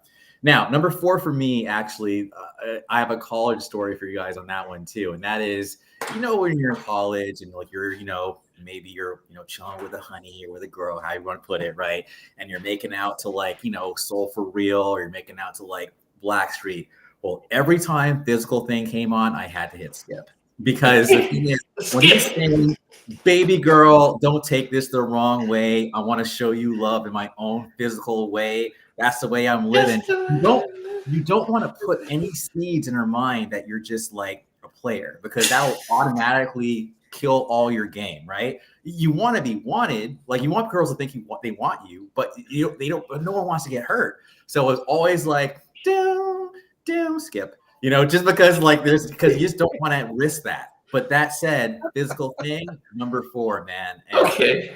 And it's just unabashed doggerdom. It's just like, it's like, but don't get emotional, And I'm just like, man, like that's just that anyway. So if I'd have bought this album now, I'd have put it at number 4. If I'd have bought this album now, Physical Thing would be just my it's like, like let's don't get emotional. Like this is what it is. Like we're just fun. All right, let me chill. All right. Anyways, I did way too much there. Our resident legal expert was saying that Mr. Vigneault saying that it happens that some U.S. artists waive their moral rights to be credited as authors. Wow. So she works in the industry as and it could be the case because you don't see him in there, so I think it would be hard not to not pay them and stuff like that. So as I said, that could be the case. But yes, check it out. Did it dim? I think it was could they use the same sample again for "Don't Leave Me"? Because there's the barge.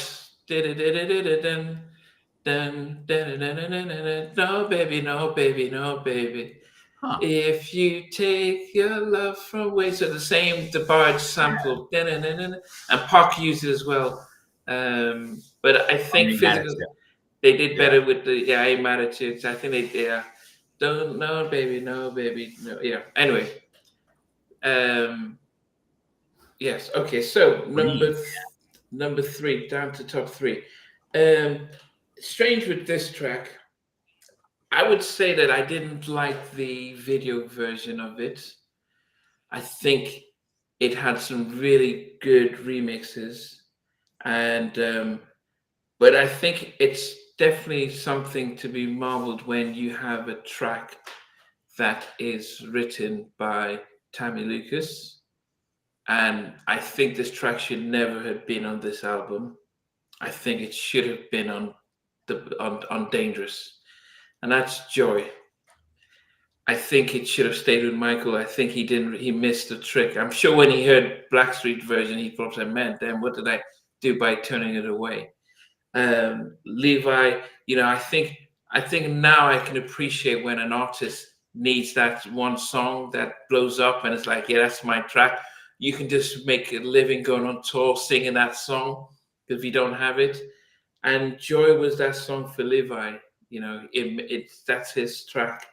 I didn't like the album. The music video version was a little bit different and all over the place, and it didn't take the album higher. When it came out, it mellowed out. It didn't really hit, because. But my favorite version of it was the Uptown Joy with with Keith Murray in the background.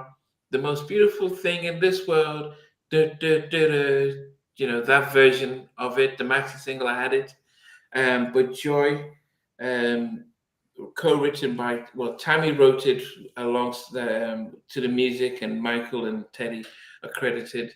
And Levi said it when they heard what Michael put out, it was a little bit more up tempo, and then because he plays the guitar, kind of slowed it down a little bit and stuff like that. So yes, Joy at number 3 for me. Yes, okay. Everyone went silent like I just said Joy's a fantastic track, and I agree with what you said. I think Michael should have had it originally. My favorite version of it is the one that they had on the '93 version, because they use there's Blackstreet are singing in the background. They're singing Michael Jackson's "I Can't Help It" if you wanted to, and that sounds stunning. So Joy, and then you've got "I Can't Help That," all that bit. Stunning. That is just the version for me, but it's a great choice for number 3, Nnamdi. I can't fault anything you said there. My number 3 was again a Leon Silvers and Markel Riley co-production with Teddy Riley. Sprag Doogie shout out as well, because he was involved on that. Markel Riley rap, "Giving My All to You," "Giving You All My Loving." Sorry, yeah, that's my number 3. It's a great track. Love it. On another day, it might be somewhere else, but today it's number 3. Fantastic track. Yes. What about you, Stevie? I'm looking if there's any samples or whatever in this track. Doesn't even mention anything, but I just think this is a great song in its own right. Before I Let You Go has made my number 3. I just think it's just a great song. I think it's a classic 90s R&B ballad. Shame it couldn't be hacked, but number 3. What number did you have it at? Knight, you had it what number? Which 10? one again? Oh, before I let you go, number 10. Number 10. What did you have it, VJ? 21. Just kidding. Before I Let You Go was at number 6. Okay, that's honourable. Honourable. I think we'll stop there. But Before I Let You Go, phenomenal. Again, great song. Just classic song. So yeah, number 3. Okay, Andrew, what's your number 3? All right, top 3. So this is the last choice that I think is going to just make people scratch their heads. But for me, number 3 is, for me, the best up-tempo on the album. And for me, it absolutely is Good Life. I just feel like the production was just super, like, just wow, yeah, and then he's like, it's Friday night and I just got paid, give me that bone. And then like splish splash, I was taking a bath, like thinking about some, voulez-vous cliché, avec moi ce soir. Like it's just like I was like, how did he learn French? I do know un peu de français.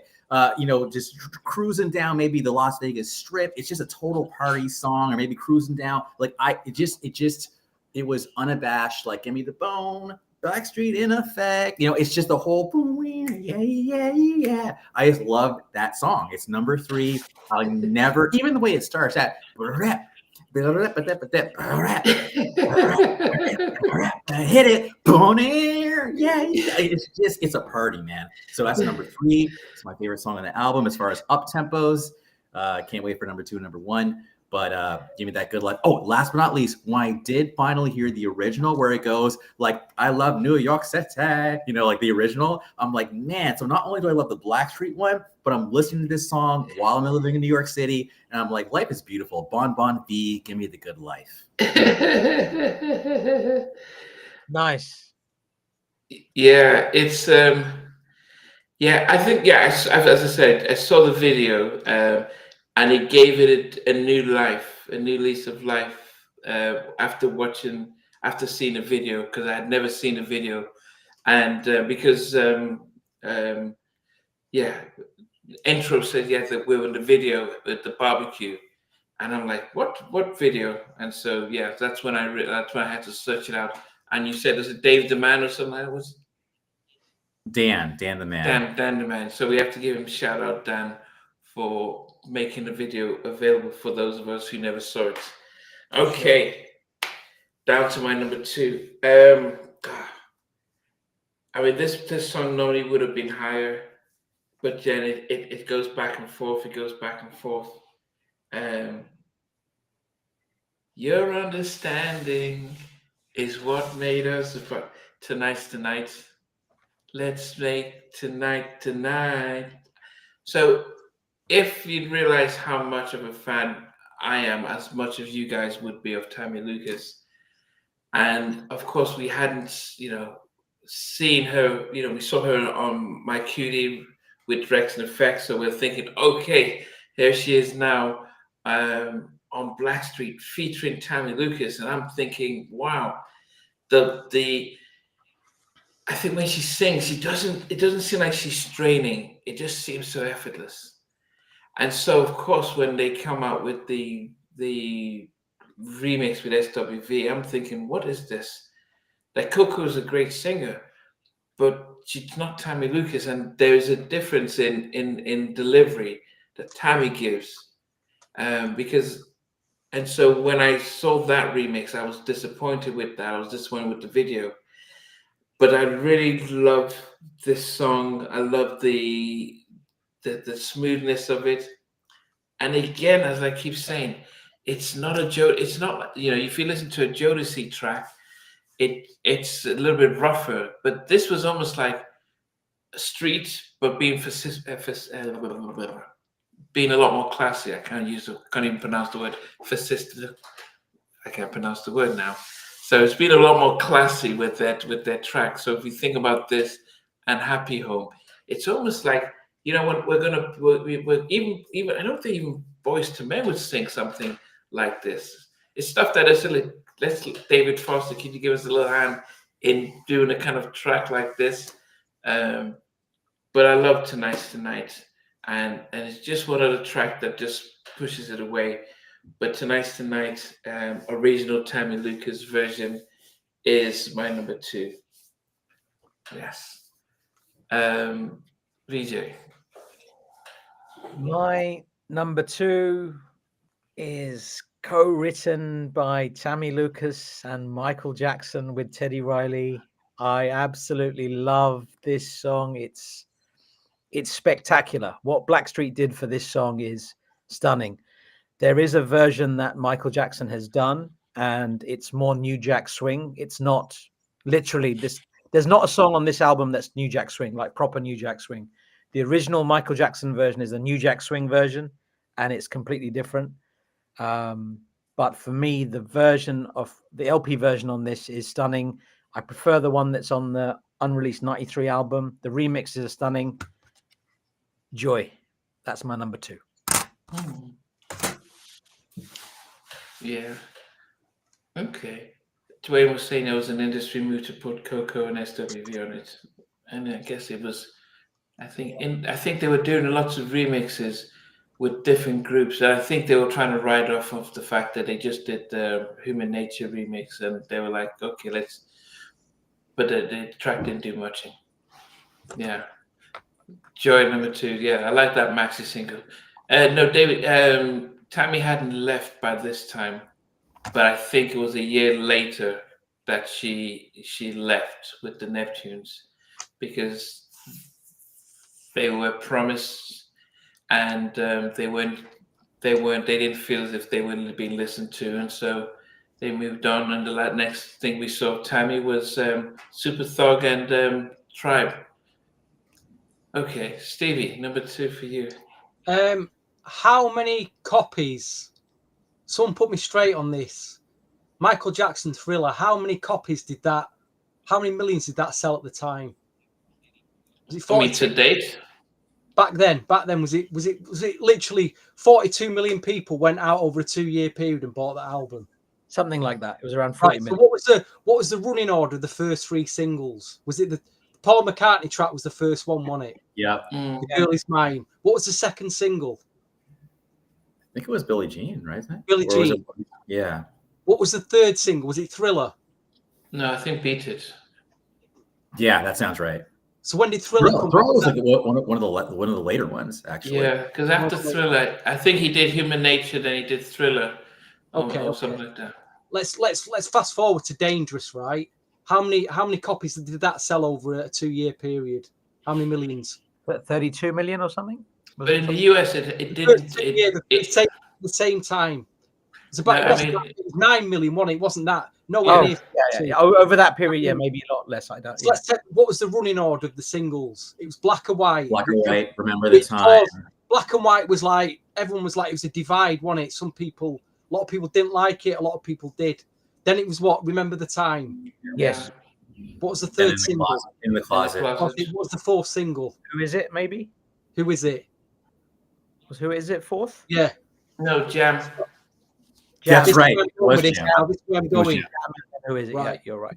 Because I think fourth single, if Michael Jackson had released Joy, I think we would have got 42 million seller. And I think Nnamdi, because his all-time favorite. What is your all-time favorite Michael Jackson track? Lady in My Life. My Life. I'm convinced there's probably 40 million Michael Jackson fans who've yet to hear Joy. And I think if Joy was released, it would have been 30 million seller easily. So at number 2 is Joy. It should have been my number 1. In fact, the last Blackstreet podcast we did, where we combined all 4 albums, my number 1 was Joy, because I said I still to this day think it's an all-time classic. But for this particular podcast, I put it at number 2. I think if you best ever track, Blackstreet's best ever track by a country mile. I think if you listen to how Levi sings it, and if Michael had taken that style, that version and stuff, even with someone put your hand out, it would have catapulted that Dangerous album into something. That's a good point. That's a very good point. I think you're right. That might have been the missing link.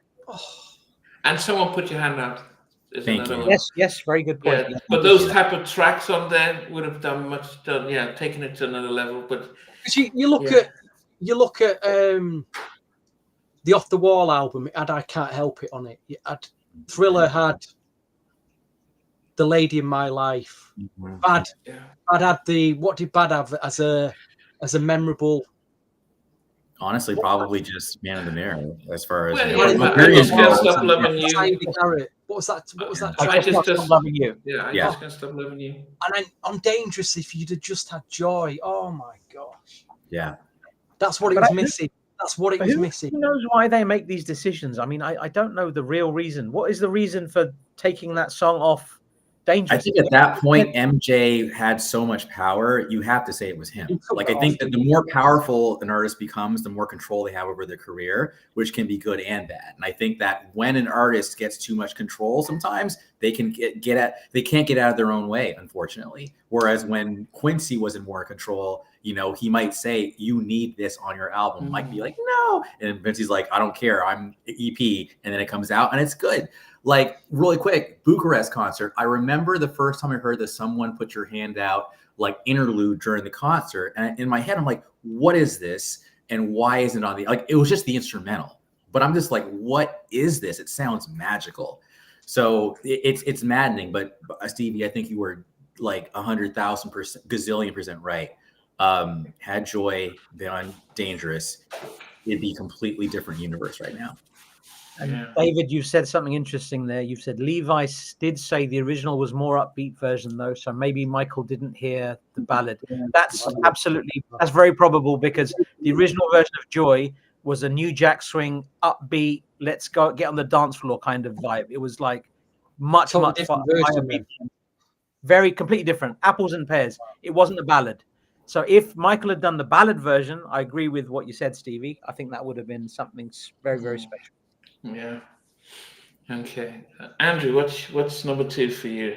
My number 2, I think, kind of goes, I had a different vision from this song than others. You know, in 94, there was a certain, like, vibe or zeitgeist happening where, I'll just say it, there was a certain pride, I think, in kind of Black history, Black culture. You had, like, even Black Men United, they had a song called You Will Know.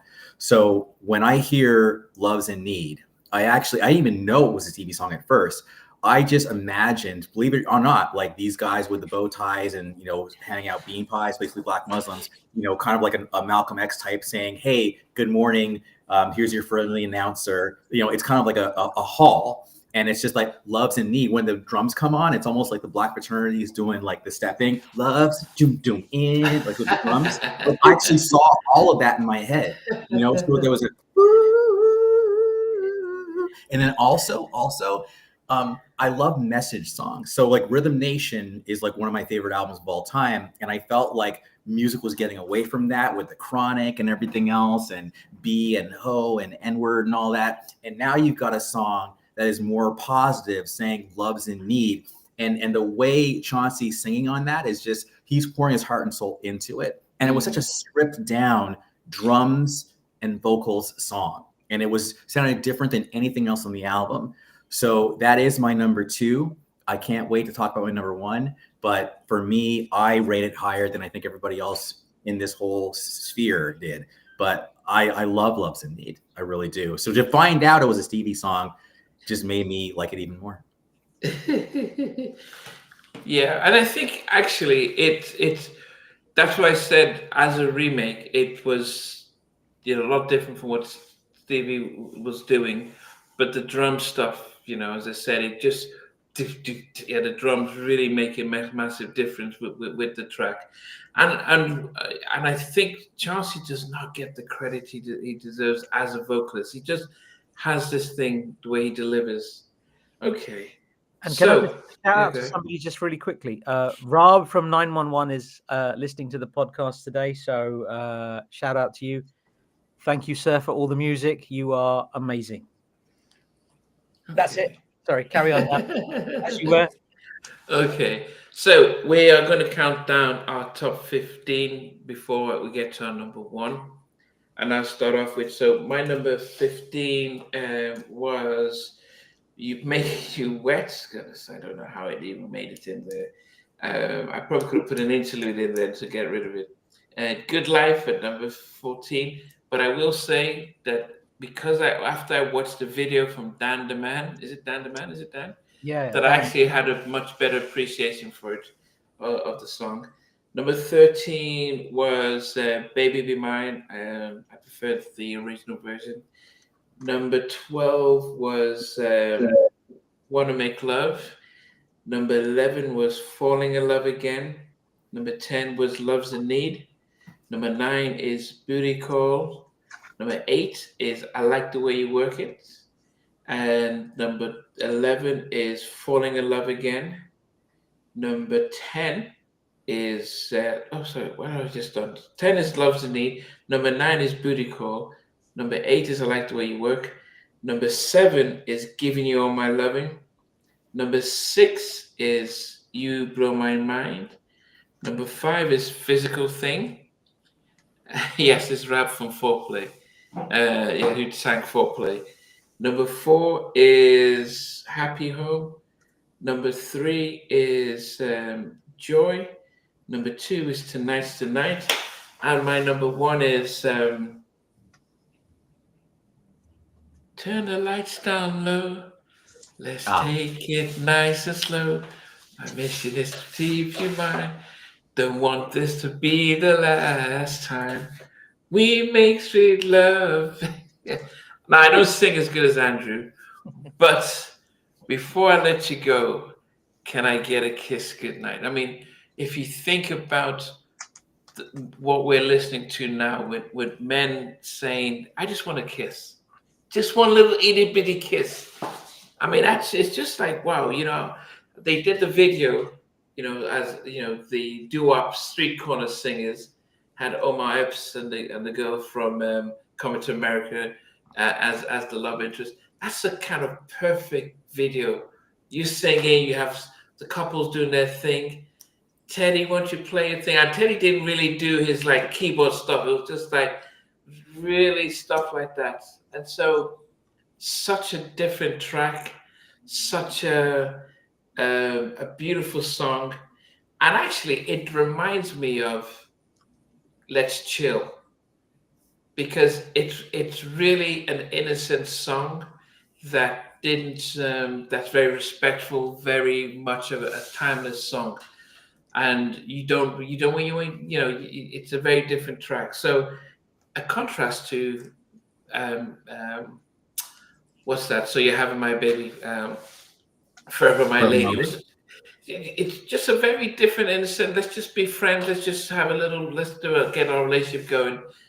So I think this was a really. Let me see who before I let you go, who did the writing on this one. I can't even find Dave's vocals on that were simply stunning. I think yes, they were magnificent.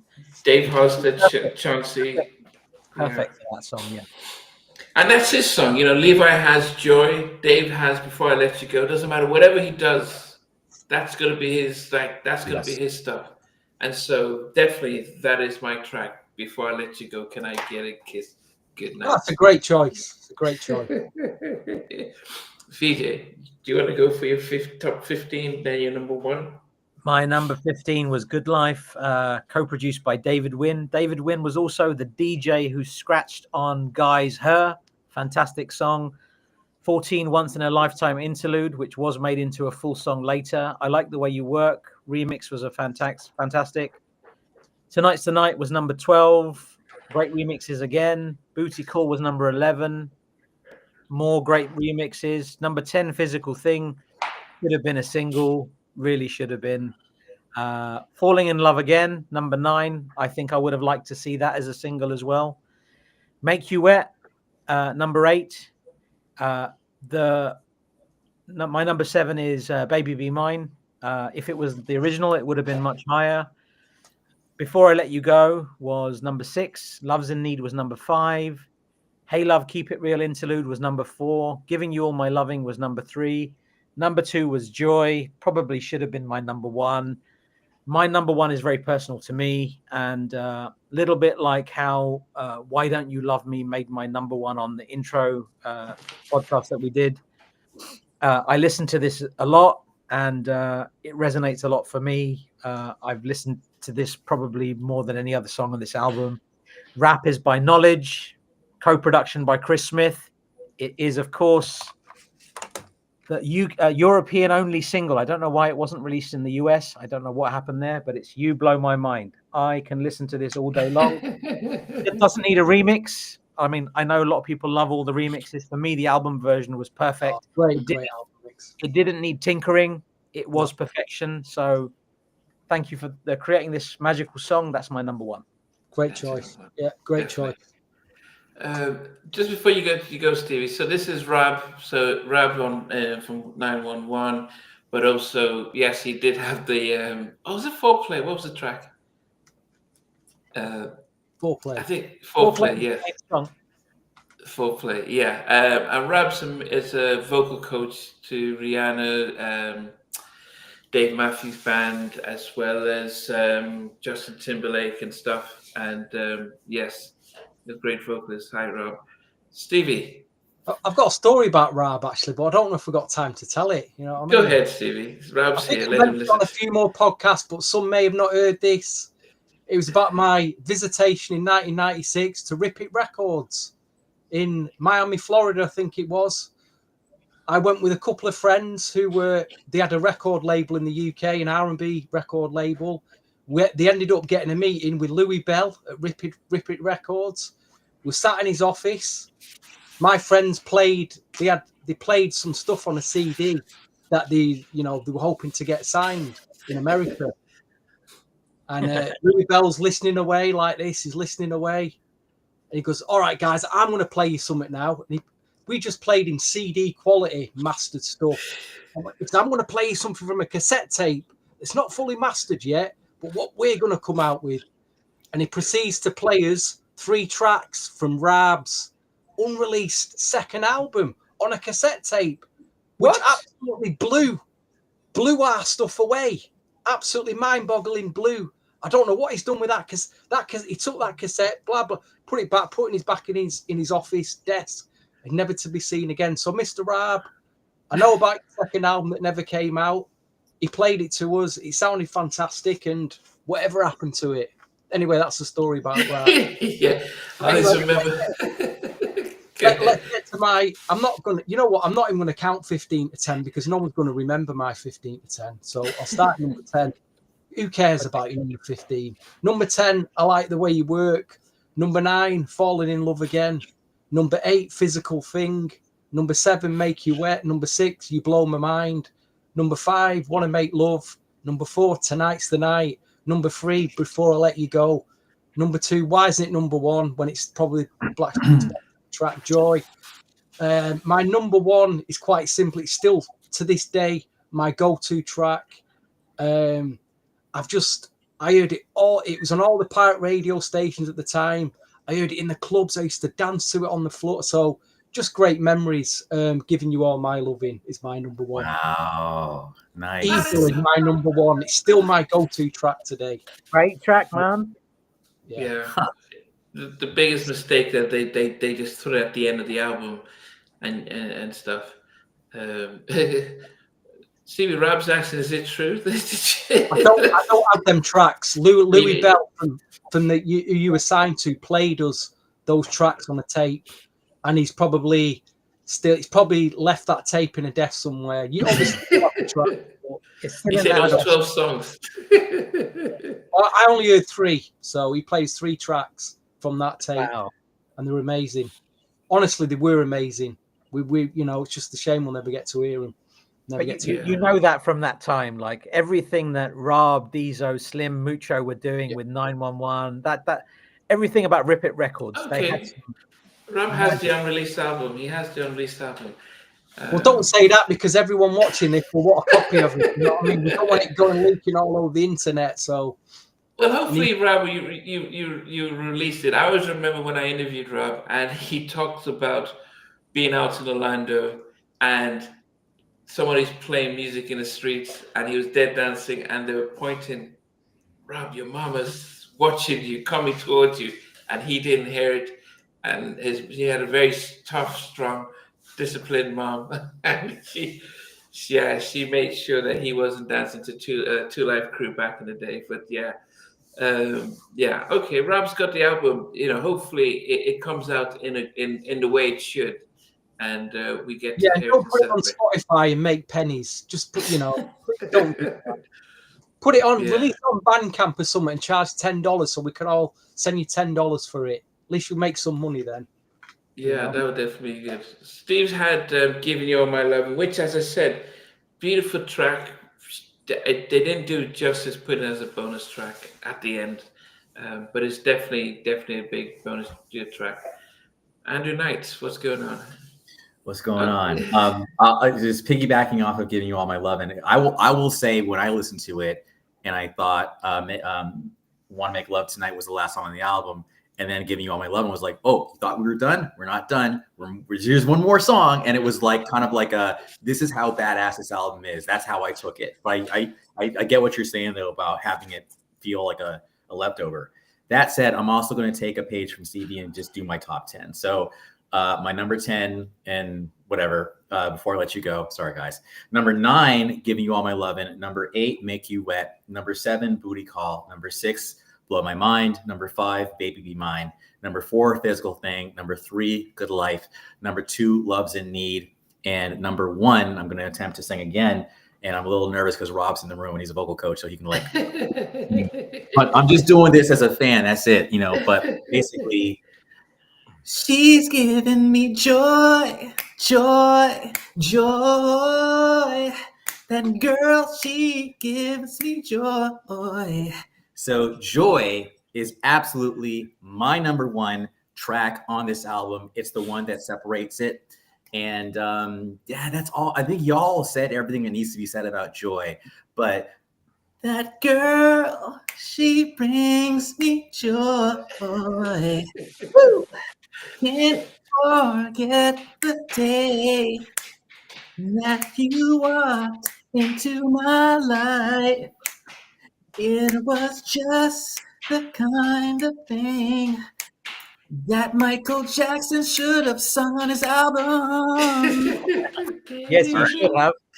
I tell you what we should do, we should start a crowdfund on this podcast for Andrew so we can make an album. What do you reckon, guys? Andrew should definitely do something. Nnamdi and Andrew will do a verses. That's what we're doing. It's always his own single and album out.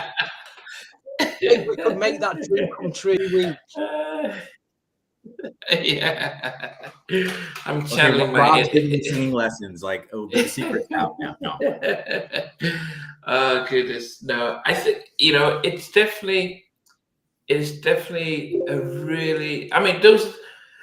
I think that's the thing that Blackstreet, the first debut album, doesn't get appreciated from, because there's two contrasting things from the Booty Call and Make You Wet, and then you have Before I Let You Go and Joy and Happy Home and Tonight. It feels as if I think that the contrast between this get dirty and grimy, but let's actually have some really nice songs and good messages around that. So Joy was definitely wasn't stuff that you were hearing outside. I think later on you had To the Extreme or All for One singing these types of goody songs. All My Life by Casey and JoJo. I felt was kind of in that same vein. Yeah. That kind of very positive kind of divide across those. And so that was something that Blackstreet had, but I think they lost it when they did Another Level. They just did But anyway, Another Level sang so much more. But I think that's what made them such a different group, singing those types of songs. Joy and Before I Let You Go.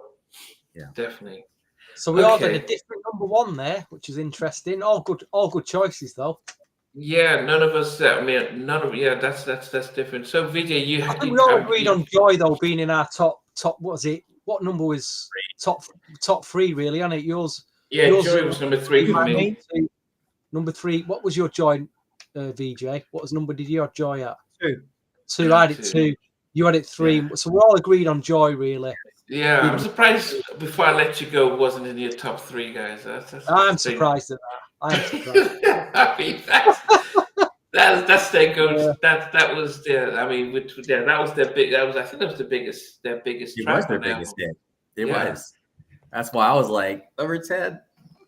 And it was it's slow. It was moving slowly. It was really moving slowly. Yeah. Anyway, Vijay. So customary, you normally ask the members of the NGS3 Facebook group to submit their listings, and you sort of compile their top 10 or so. So I will say a few thank yous first. Just before that, if you are interested in things related to future recording studios, I recommend this book by Tony Brown. It's called Don't Leave. He worked at Future Studios for 8 years, and it's a really good read. It's very light. You'll finish it in 2-3 hours, 4 hours. Wow. It's not a long read, so it's worth a read if you wanted if you're interested in that. I just wanted to say thank you to everybody that's expressed interest in this particular podcast, and those that have submitted lists.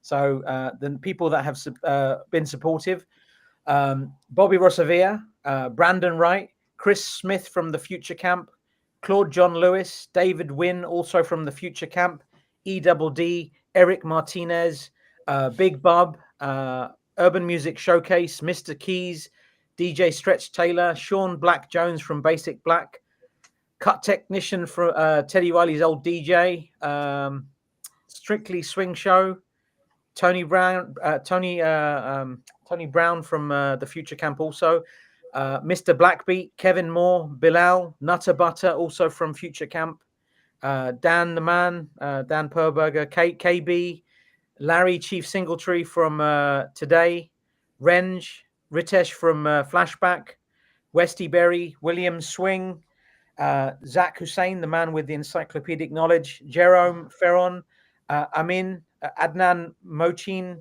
Alfatah Hanks, Amos Aur, Andras Lipta, Anil Bondu, aka the Cool One, Anil Shada, Anthony Prater, Balman, Barry Lane, Bella Adele Anton, Cesar Sevilla, Charles Mosley, Chiz, Christian Crea, Claudio Enrique, Classic B, Daniel Munoz Plaza, David Crosgrove, D Chapman, DJ Jazz, DJ King Raja, Deidre Lucas, Delan Wilson, Dennis Erayu, Double J Cool, EJ Foka, Elvira Elkabau, Feast DJ L, Gary Futuli, Gordon P. Strozier, Hafiz Abdurrahman, Hitesh Vora, Isik Sukerman, Janie Bird, Jason Lindsay Tupai, Jerome Ferron, Joe Da Silva, Joanne Titzing, Jose Luis Ramos, JP Walton, Kelly Mack, Leon Senior, Lucrezia Memo, Ludo Pelletier, Marco Ortmeyer, Matthew Carter, Matthias Bergstrom, Melvin Pepito Bacon, Michael Anthony, Michael Pazzo, Michelle Mills Jenkins, Michelle Rajkumar, Naheem Bala, Nasir T. DJ, Nikki Glatz, Nilson Vieira, Oliver Bodzin, Omar Sharif, Orkan Telgarin, Owen Royce, Patu Pate, Pax van de Villit, Peter Weinberg, Rassan Hill, Raj Moda, Robert Alcade, Robert Galucci, Rode Leva, Saloni Merok, Seli Tikel, Santiago, Shane Leahy, Shehi Shehi, Sifiso Sifmak, Stefan Drudge, Sver Benson, Tamer Ben, Tim Johnson, Ty Harper, and Paul Clifford, aka Mr. Yacht Soul. Sorry about that. So many people showed so much love for this podcast, and I couldn't go without just saying thanks to all of you guys. The ultimate lists, as per everybody that's sent lists in, I wanted to start by saying not a single person voted for Confession Interlude. Not one person. All the lists. So that's officially the worst song on this album. So if you wanted to know, that is it. Number 19 is the intro. Number 18 is Once in a Lifetime. Number 17 is Candlelight Night. Number 16 is Happy Home. Number 15 is Hey Love. Number 14 is Falling in Love Again. Number 13 is Wanna Make Love. Number 12 is I Like the Way You Work. Number 11 is Good Life. Number 10 is Love's in Need. Number 9 is Physical Thing. Number 8 is Booty Call. Number 7 is Make You Wet. Number 6 is Tonight's the Night. What's the top 5? You're wondering, aren't you? Number 5, Giving You All My Love. Number 4, not top 3, Before I Let You Go. Sorry, Stevie Nnamdi. Number 3, You Blow My Mind. Number 2, Baby Be Mine. And Shock Horror. Number 1 is Joy. Yeah, that's the right choice. It's the right choice. That's your lot. It's the only choice. Yeah, The only real choice. Number 1. She's giving me joy, joy, joy. This gives me joy. Phenomenal. Someone do Teddy's part. Check 1, check 2. Sorry. Can't pull back. I'm in love with you. Rab has just said that Aaron is. He just spoke with Aaron. He's still one of the best to ever have done it. If you watch the interview I had with Rob, your very first meeting with Aaron didn't sound as good as it did, probably as you just spoke to him recently. But I do wonder if this album was recorded by Guy, would it be, so as Aaron did all the heavy lifting, would it have been as good as this based on the fact that we had a shared vocals between Levi, Chauncey, and Dave? Do you think Guy could have done justice to this album? Could Aaron carry this album, just singing pretty much all the songs by himself? In 94, 93, 94, I think he could have. There's nothing wrong. Aaron's vocals were stunning at the time. His voice was flawless. Somebody said earlier that they said that Blackstreet was Teddy's best group. Now, there's a difference between people that comment about Guy saying that that's their favorite group and people that say that Blackstreet's their favorite group. People that tend to be a little bit older, and I'm when I say older, I mean a smidgen older, they tend to lean towards Guy, and people that are a little bit younger tend to say Blackstreet. For me, Guy is the ultimate. They're the R&B vocal group of all time. I think they like what Guy did for music. They are just not given enough praise, so it's difficult. It's a difficult one.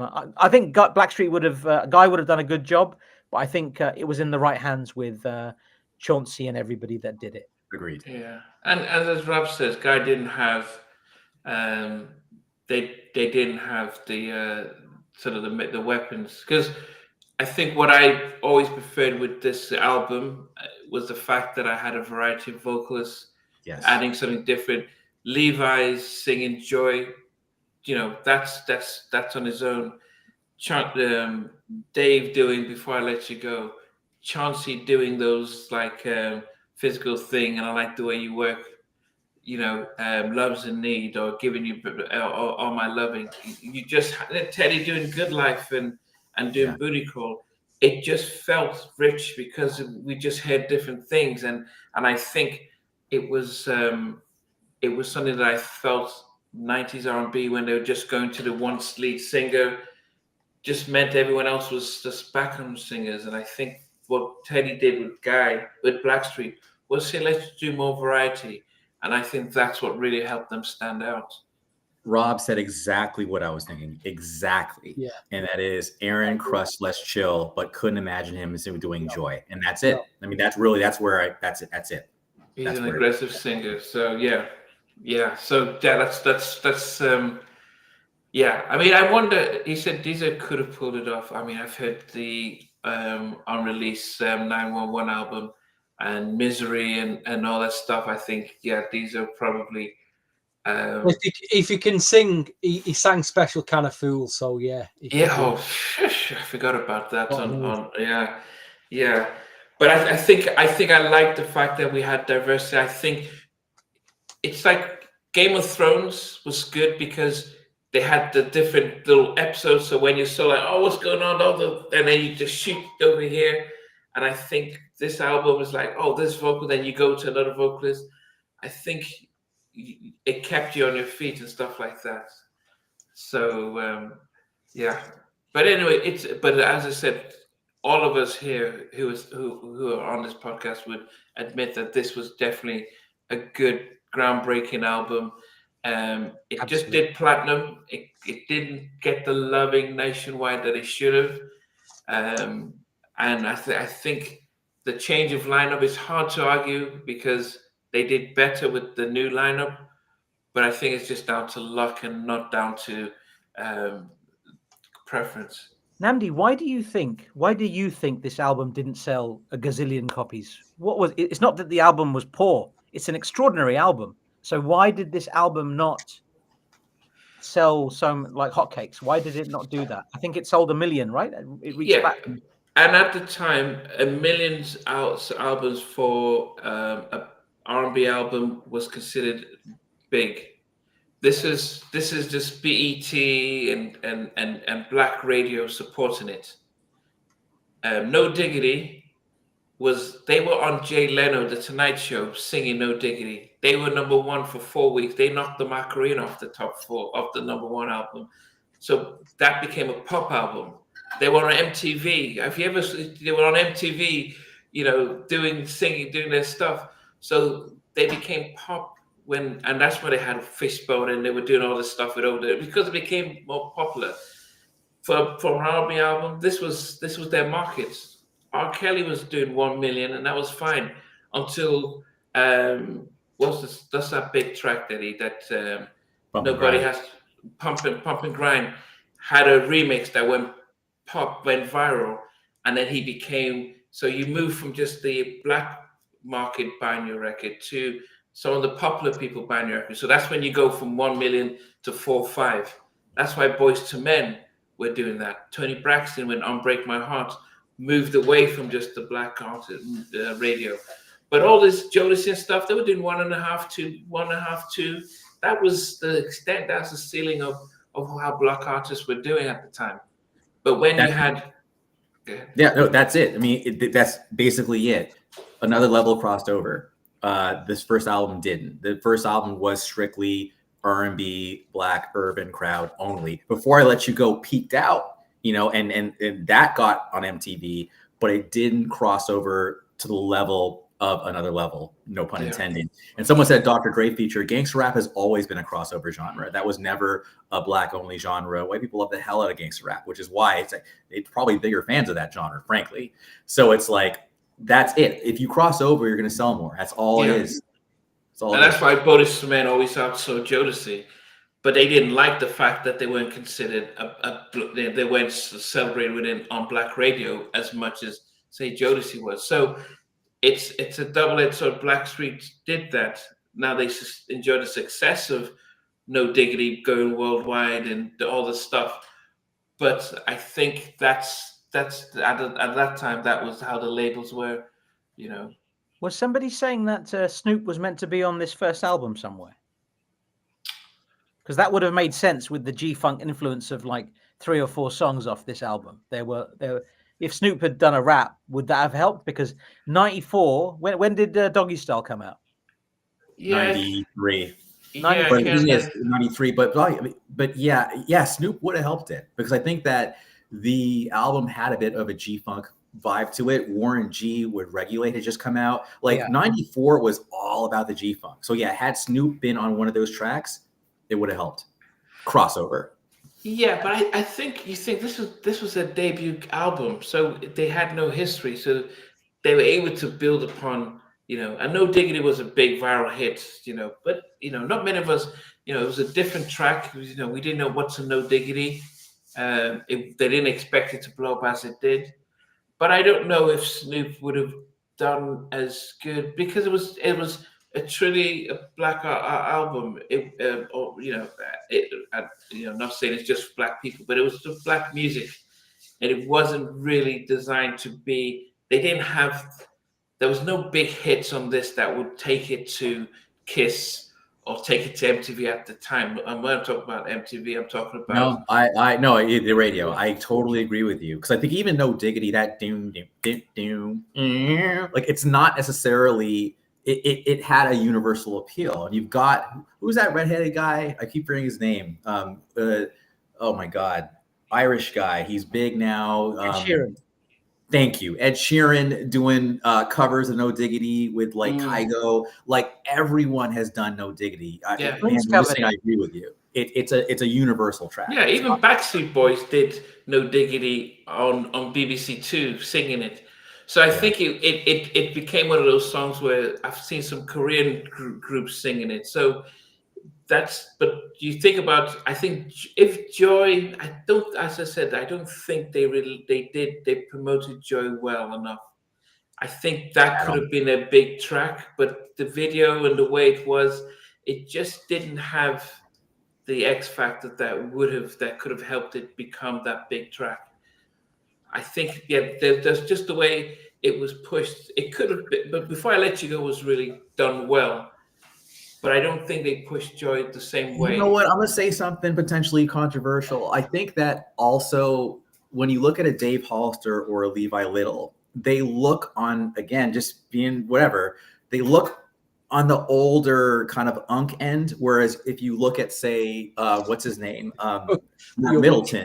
Mark Middleton's like brolic. He's got these muscles going on. Like, I feel like visually the Another Level lineup was also a bit more like with the times, and they looked more like they could, you know what I'm saying? Like, so I feel like that also was an impact. That video for No Diggity with the miniatures, you know, and it was also an iconic looking video. Everything about that. It was a Hype Williams video. It was Hype Williams video. You had Dr. Dre in it.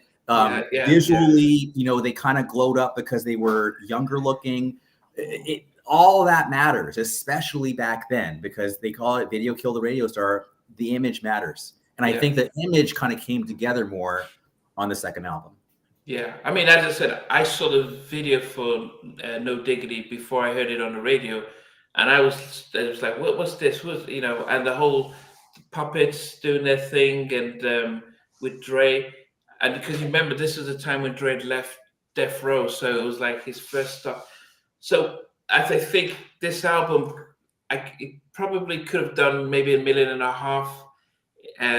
But I think it did more. It did better than Interscope expected. And yeah.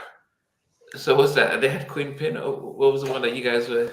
No, he said Eric on the Unk Tiptoe, which is why I didn't say Eric. I said Mark. But Eric had a cool voice, and he had a certain kind of swagger to him anyway, with the sunglasses and the leather jacket. So, but yeah, no. This album completely underrated, but I think that we celebrated the hell out of it on this episode. Yeah, we did. Yeah. Who would win if there was a versus between Guy and Blackstreet? Who would win that? It's a tough one though. You're right. I'm asking for a friend. I think if we're looking at, it depends on which version of Guy. Are we talking Timmy Gatlin debut album Guy, or are we talking future? Whatever version you want. Guy? It doesn't matter what version you put. Like Guy versus, because Blackstreet had a lot of members. Guy have had 4 members. So whatever combination, 5 if you include Albie Shaw. No, well, I think within the Black community, I think Guy. Yes. They didn't have the No Diggity the big hit, but you can't mess with Groove Me. I think Groove Me just on itself. Nnamdi, you said it depends on the audience, right? It depends on the audience. But I think if you keep Versus to the original audience of what Versus was, it's Guy all day. Yeah. If you let like kind of the more crossover group come into the Versus audience, then Blackstreet has a shot, you know. So we're on the same page. Yeah. I think Groove Me. I think Let's Chill. Even though I think it's one of the, I won't say one of the weak. It's their more iconic ballads, but I think Piece of My Love and Goodbye Love. Goodbye Love. I mean, forget it. Like there's so many. Forget it. Like Guy is iconic, you know. Yeah. So I think track for track, I think Guy has more iconic ones than Blackstreet does. Jay Hot's here, Mucho's nephew. Yeah, he's saying Blackstreet has more hits. Yeah, Jay. I have to give a shout out to Jay Hart because he connected me with so many people from Rob, from Sprague to Mucho to Damon, as well as the guys of Blackstreet, and Jay Hart actually got Keith Sweat to come on the show. But I always remember that night I had Don Lewis and stuff. So Jay Hart, always love for you, my friend. Always love for you, my friend. But anyway, yes. No, we're not going to get to Wizzy Black Another Level 3 too. And I think just as we wrap up, guys. David Yarding says, when is the new Blackstreet dropping? Hey, Jay Hart, you can answer that because you'd produced most of that album. But but just as we wrap up, though, where would we rank, or how would we rank Blackstreet as a group as a 90s group? Because we had Jodeci, Drew Hill, They're in the top 10. Intro. They're in the top 10 easily. Oh, 5 10 is quite. They okay. comfortably make top 5 for me. Okay. Comfortably. They're Blackstreet. This album alone, it's just ridiculous. We had to change the top 10 to a top 15 at your request, Stevie. We couldn't do a top 10. It's too good. This album Too difficult. Too difficult. Yeah. I think they didn't have the X factor like Jodeci. I don't think it just musically Jodeci just had a few of those bigger hits that really were iconic hits. They didn't have that Forever My Lady debut album. They didn't have Diary of a Mad Band. But I think they definitely they're he says most of the songs are gone. So Jay Hart is saying most of the songs that he actually produced for the Blackstreet album have been given out. So what a pity.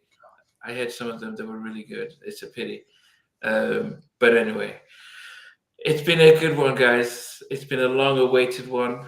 It's an album that's, a lot of people have celebrated, and we're definitely appreciative that everyone was able to have their say on this. I'll send you one of the. Okay, thanks. We'll talk offline, Jay. Okay, guys. Final, Stevie. I haven't heard much from you today. You seem to be a little quiet, but your final thoughts on this album? Like I said at the start of the show, phenomenal album. It is for us, for the collectors, it's a classic of the 90s. And we've had a lot of play out of this album. I've worn my CD out. Probably some of you got the vinyl. You might have worn your vinyl copies out. We've all got great memories of it. And I will say this on the next New Jack Swing podcast. I promise you a New Jack Swing album. That's all I've got to say. Okay. Right. Yeah, so that'll be great. Vijay, I know you've been a big fan of this album. Any final thoughts from you? The best way I can sum up this album, before this album came out, they used to play some of the tracks on radio. And I was so excited by each of the songs that had come out. I used to keep my cassette ready just in case they played a song by Blackstreet off this album, because I needed to record it, because I didn't know when the hell this album was coming out. It was coming out like a month or two later, and I needed those songs just so that I could listen to it. So I have not done that with very many artists over time. So this was a very, very special album, and I'm glad we got to honor it today, and everybody that's involved in it. And we didn't mention people like Kimberly Smith, who was involved in this album, people like Spragg. We mentioned Spragg, of course, but there's so many talent. Michael Concepcion was executive producer. John McCain was on this as well. Jimmy Iovine for letting this album be made on his label. Or everybody involved in this project. Thank you. That's it. And finally, you, Andrew? Yeah, I would say it's my favorite Blackstreet album, bar none. And it's also my favorite Teddy Riley project post New Jack era.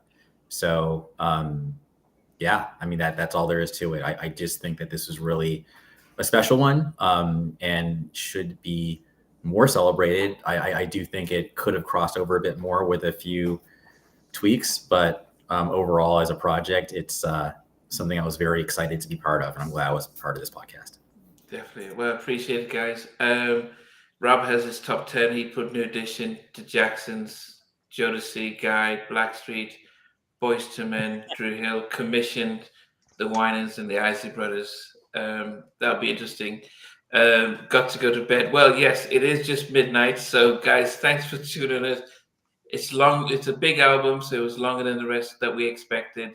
So we will see you guys in due time when we find out what Stevie's next album is.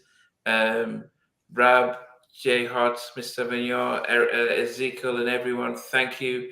We love you guys, and thanks for always being part of the show by comments and stuff like that. Makes a massive difference. So we'll see you guys